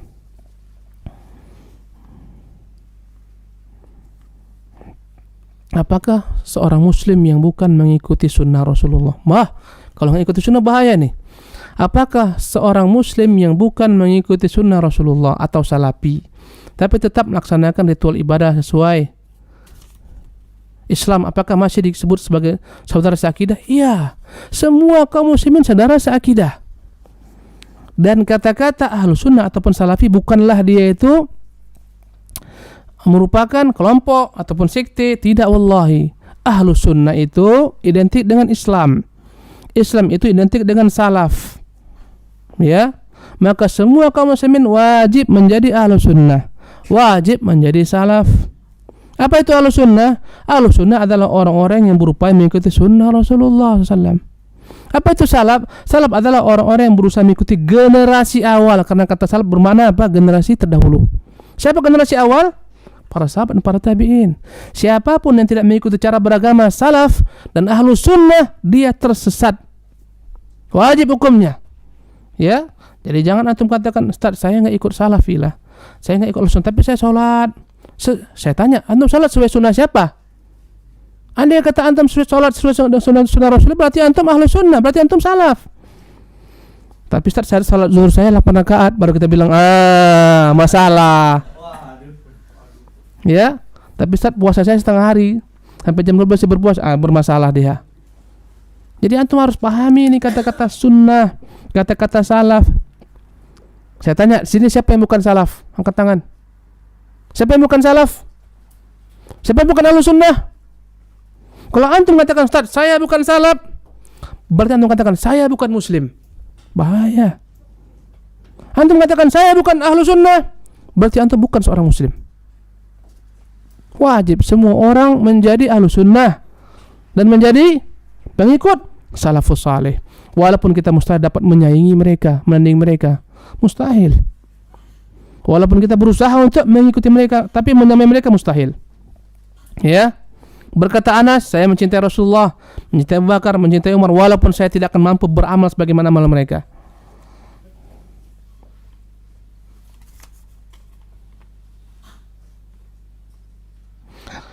Apakah seorang yang telah mengikuti salaf boleh mengikuti atau belajar pada segala hal tentang Islam pada orang di luar salafi? Di luar salaf berarti dia bukan La ilaha illallah. Ini karena salah paham. Salaf itu bukan kelompok. Salaf itu adalah Islam. Tidak boleh antum belajar di luar salaf dalam perkara agama. Karena salaf itu adalah Islam. Wajib antum belajar kepada siapapun juga kaum muslimin yang mengajarkan kepada antum Quran dan Sunnah. Andai kata dia nggak mengajarkan Quran Sunnah, apa yang diajarkannya? Subhanallah. Karena agama ini bertumpu kepada Quran dan Sunnah yang dipahami oleh generasi salafus saleh. Maka siapapun yang antum ketahui dia seorang muslim, memiliki ilmu Quran Sunnah, datanglah kepadanya dimanapun dia berada. Di Jepang datangi dia, di Tokyo, di Nagoya, Nagano, yang Nana itulah. Datang kemanapun juga, belajarlah kepadanya. Tapi andai kata dia bukan mengatakan qala Allah, qala Rasulullah, Kutu menurut saya, memang agama menurutmu? Tinggalkan orang-orang menurut saya. Tanyakan kepadanya dalilnya mana. Kalau agamanya menurut saya, maka bahaya. Untuk apa dikirim Rasulullah SAW? Ya udah menurut saya aja lah. Dan agama Islam bukan menurut saya. Subhanallah. Jadi tidak boleh belajar kecuali kepada ahlu sunnah dan kepada orang-orang salaf. Di luar mereka nggak boleh untuk belajar. Paham? Tapi bukan kata-kata salaf adalah ucapan, karena orang mengatakan sebagian saya ini salafi ucapannya, tapi antum lihat akhlaknya preman, nggak mau tegur sapa, nggak mau salam, akhlaknya nggak salaf. Ya, dia tidak mencerminkan salafus saleh yang benar. Karena salaf bukan hanya ada akidah, tapi ada akhlak. Saya ini salaf, tapi jual beli nipu, utang nggak dibayar. Mana ada salaf seperti ini? Ngerti antum? Jadi kita jangan terjebak dengan apa? Dengan istilah. Nggak perlu antum tulis di sini besar-besar salafi, nggak guna. Tapi antum berusaha mengikuti mereka. Bahkan ulama seperti Syekh Ibrahim Ruhaili mengatakan, dalam bentuk tazkiyah, mensucikan diri, nggak boleh seorang mengaku saya ini salafi sejati, nggak boleh. Subhanallah, nggak boleh. Tapi andai kata antum ditanya, akhi bagaimana akidah antum karena banyak centang perenang, akhirnya antum mengatakan insyaallah saya berusaha mengikuti salaf, saya insyaallah salafi. Boleh, dalam bentuk apa? Doa, semoga kita mengikuti jalan mereka. Bukan dalam mensucikan diri. Subhanallah. Kira-kira paham ini? Subhanallah. Paham enggak? Ini bahaya nih salah paham antum ini. Bagaimana hukumnya apabila kita makan di restoran yang menjual menu babi, sedangkan menu yang kita pesan adalah menu yang tidak mengandung unsur yang dilarang, tidak mengandung alkohol, babi dan lain, dan piring dipakai sama dengan menu yang mengandung babi, dan tata cara mencucinya biasa saja. Subhanallah. Inilah musibah antum. Bagaimana rela fitrah kita makan di piring-piring digunakan untuk perkara yang najis. Subhanallah, ya. Dan Rasulullah melarang kita besok kita bahas, melarang kita menggunakan bejana-bejana orang-orang kufar, kecuali dengan mencucinya terlebih dahulu. Ada panduan mencucinya, subhanallah. Dan alangkah sulit mencuci bejana mereka. Antum bawa pasir kemana-mana payah kan? Masuk restoran mereka, pasir, payah. Maka jangan makan di tempat-tempat seperti itu yang semuanya, subhanallah. Ya memang dia ada memang yang tidak haram kan? Tapi mungkin dimasak di tempat yang haram. Maka kemarin akhi Anum anak tanya, akhi, ketika kita beli nasi apa kemarin? Nasi apa? Unigiri. Saya bilang masaknya gimana akhi? Apakah mungkin mereka itu periuk-periuknya digunakan? Insyaallah enggak Ustaz. Ya udah saya makan. Subhanallah. Jadi andai kata antum ragu, tinggalkan. Ya, ragu tinggalkan. Antum bawa kemana makan sendiri. Kecuali keadaannya apa? Darurat. Kemarin kami pergi, subhanallah, khairun. Kita enggak dapat Muslim food.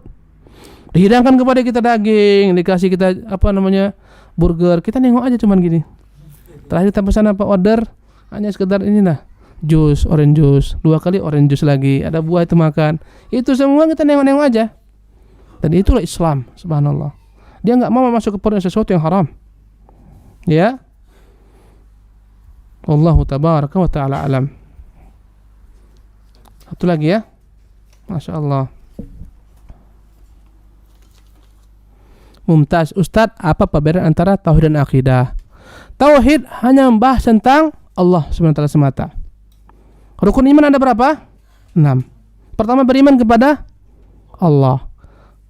Inilah dia namanya tauhid. Hanya membahas tentang Allah, tentang nama-namanya, tentang sifat-sifatnya, tentang uluhiyahnya, rububiyahnya. Itulah pembahasan tauhid. Adapun akidah mencakup segala sesuatu yang harus diyakini seorang hamba.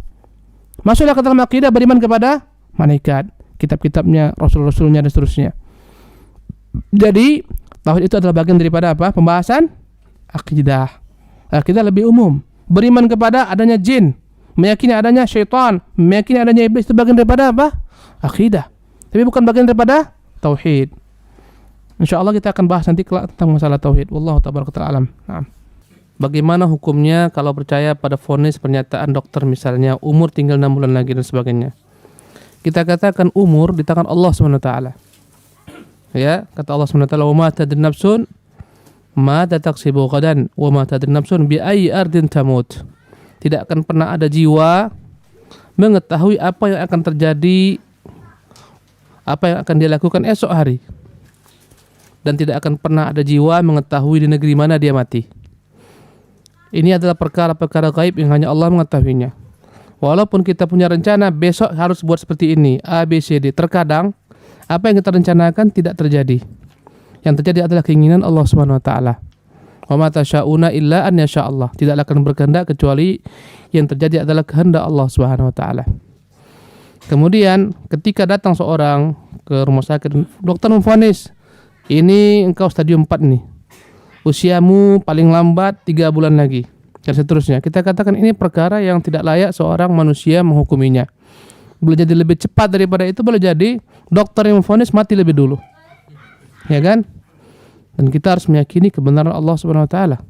Boleh jadi orang stadium 4, andai kata ada stadium 5 pun Allah sembuhkan, bisa. Ya, sebagaimana kisah subhanallah ada seorang yang tabrakan di Saudi sampai bertahun-tahun, sampai anaknya besar. Dia hidup hanya dengan istilahnya nyawa masih ada, tapi nggak bisa apapun juga. Tapi dengan ketentuan Allah Subhanahu wa taala akhirnya Allah sembuhkan dia. Baik.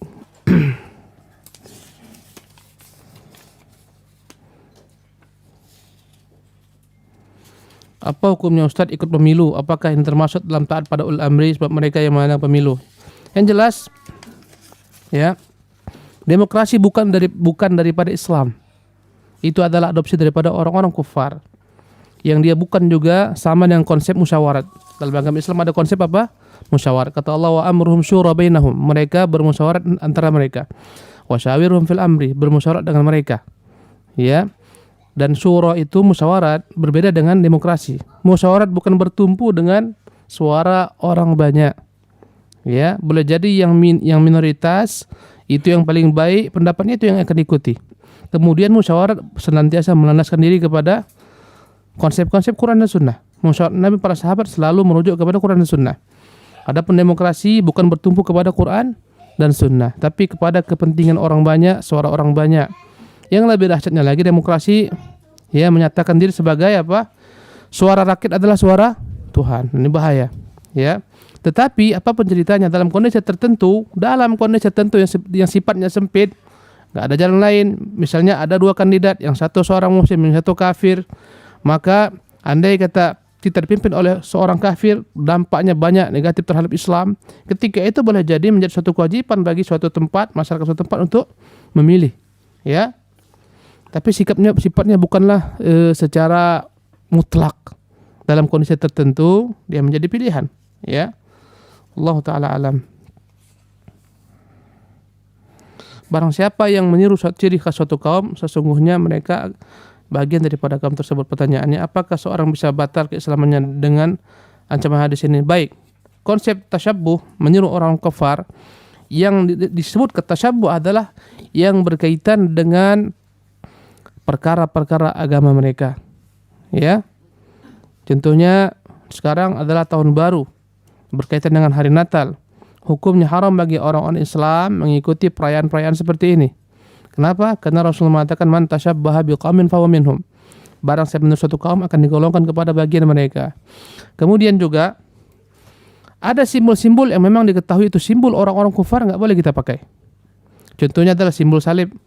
Barang siapa yang memakai salib jelas dia mengikuti orang-orang kufar. Walaupun dia mengatakan ini hanya sekedar gaya-gaya saja, kita katakan enggak, ini perkara agama. Contohnya sekarang mungkin sebagian tempat di Indonesia diwajibkan karyawannya memakai topi Santa Claus. Ini bahaya. Ini simbol-simbol kekufuran yang harus kita hindari, yang harus seseorang itu menjauhinya. Ya, yang hukumnya adalah haram mengikuti mereka, dan boleh saja perkara haram ini berubah menjadi perkara membatalkan keislamannya andai kata dia rela dengan kekufuran, iyadzan billah.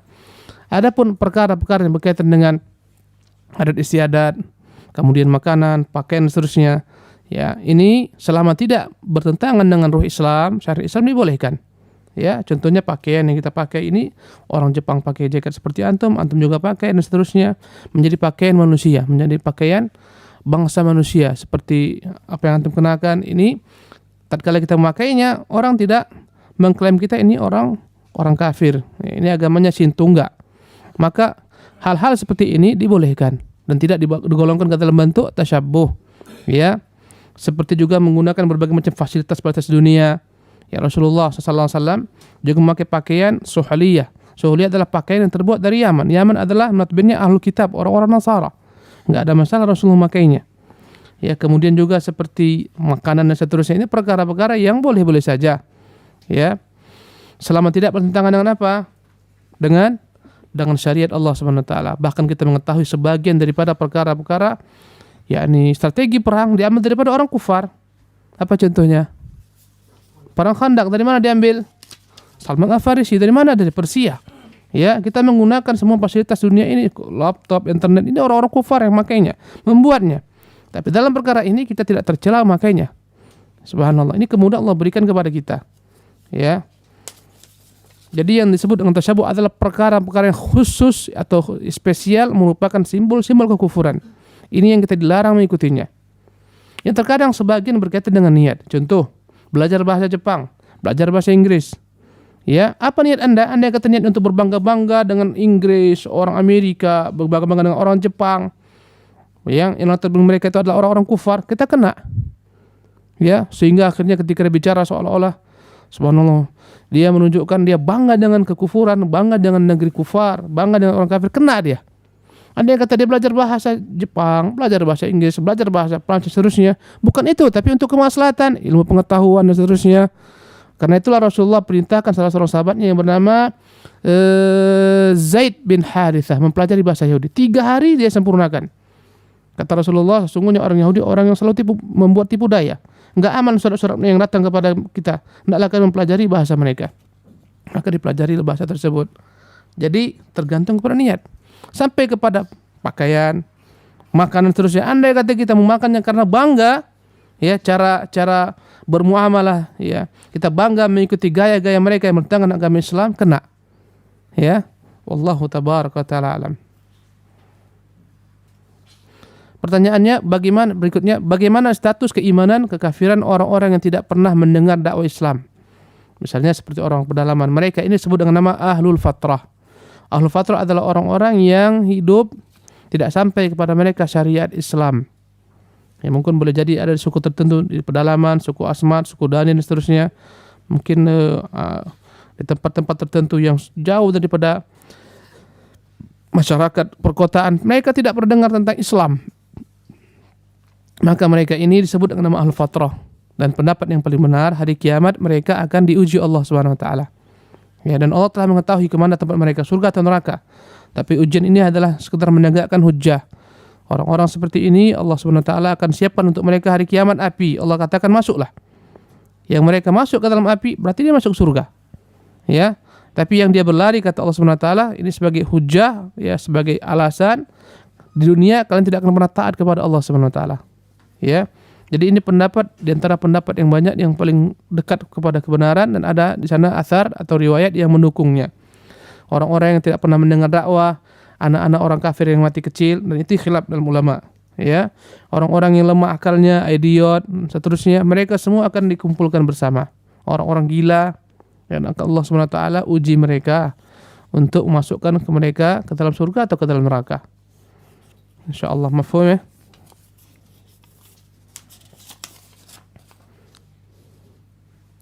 Membenci kekufuran atau kesyirikan apa cukup membenci dalam hati saja tanpa tindakan? Kita katakan lihat kekufuran mereka, di mana posisi mereka. Andai kata dia ahlul harbi, orang-orang yang berhak kita perangi, dan ada perintah jihad, kita membenci mereka dengan memerangi mereka.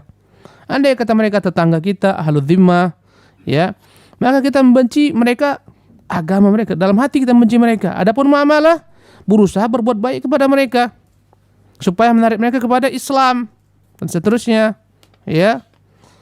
Jadi dilakukan dalam tindakan apa? Dalam tindakan kebencian dalam hati. Ya, adapun dalam muamalah, ya, maka kita jikalah mendatangkan kemaslahatan, dan itulah yang paling baik, mengajak mereka kepada Islam, bahkan berikan mereka hadiah. Silahkan, berbuat baiklah kepada mereka, santunlah kepada mereka dalam rangka dakwah kepada Allah Subhanahu wa taala. Dengan tetap menanam apa? Kebencian kepada kekufuran mereka. Ya, sebagaimana kita andai kata orang tua kita, Allah uji kita memiliki orang tua yang kafir, tetap berbakti, mengirim kepada mereka uang, beri mereka hadiah, dan seterusnya. Tapi dalam perkara agama tidak kita ikuti mereka. Ya, tetap hubungan silaturahmi berjalan. Maka kebencian itu hanyalah pada agamanya saja. Adapun dirinya, ya, karena dia adalah merupakan orang tua kita, kita hormati, kita muliakan, berbakti kepadanya. Andai kata kita memiliki tetangga yang kafir, walaupun dia tidak memiliki keimanan, tapi dia memiliki hak tetangga. Hak tetangga untuk dihormati dan dimuliakan. Wallahu ta'ala alam.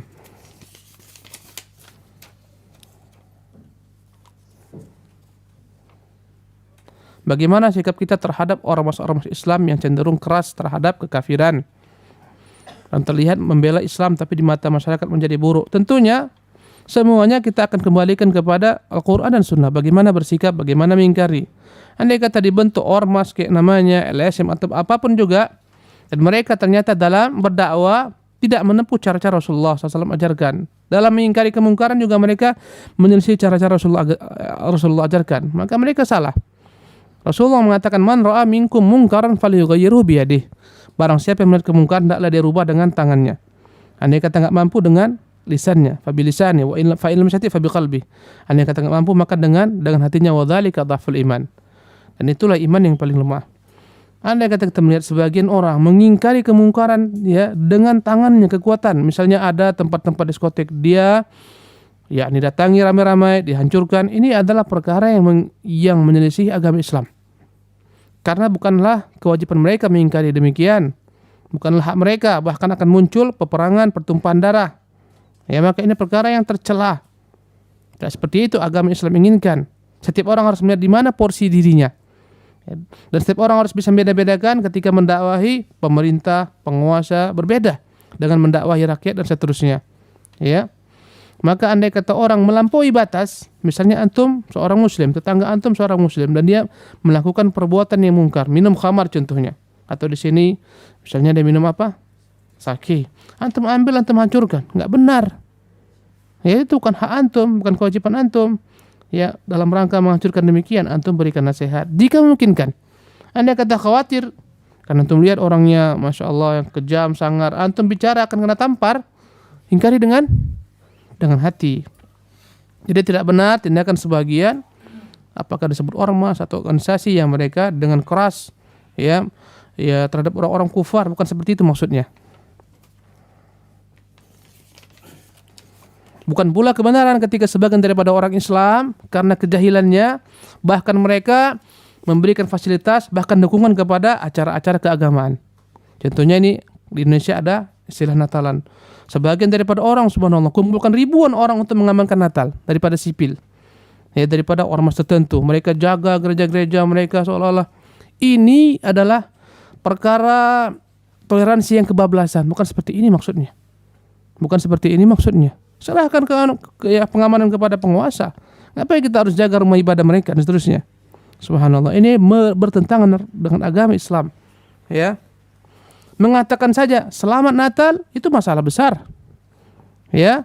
Bagaimana pula ketika orang menjaga acara tersebut dan seterusnya. Kemudian apa syarat seorang disebut sebagai orang musyrik? Nanti kita akan bahas insyaallah. Apakah setiap orang yang datang minta di kuburan kita hukum musyrik? Tadi saya telah terangkan, bukan setiap orang yang tergelincir kepada kekufuran dihukumi kafir. Tidak setiap orang tergelincir dalam kesyirikan dihukumi musyrik. Tapi jika telah sampai kepadanya ilmu, tegak hujjah dan dia paham tapi tetap ngeyel, setelah datang penguasa mengatakan ini perbuatan kufur, ini perbuatan syirik, bertobatlah kepada Allah, didatangkan ulama dan seterusnya berhujjah, tetap dia enggak mau ngeyel, barulah dia dihukumi apa? Murtad. Itu pun diberi tempo 3 hari berpikir ulang. Jadi enggak mudah mengkafirkan orang, wallahi. Ya, mengkafirkan orang itu enggak mudah, harus ada dalilnya. Mengkafirkan itu hak Allah SWT semata. Enggak boleh kita ambil hak Allah SWT, ya, kita tempatkan pada sembarang orang, kafir, bahaya. Negeri kaum muslimin dengan dalih ini pemimpinnya enggak berhukum dengan hukum Allah SWT. Berarti dia kafir. Semua rakyatnya kafir. Ini adalah pengkafiran yang sembarangan, yang tidak benar. Wallahu tabaraka ta'ala alam.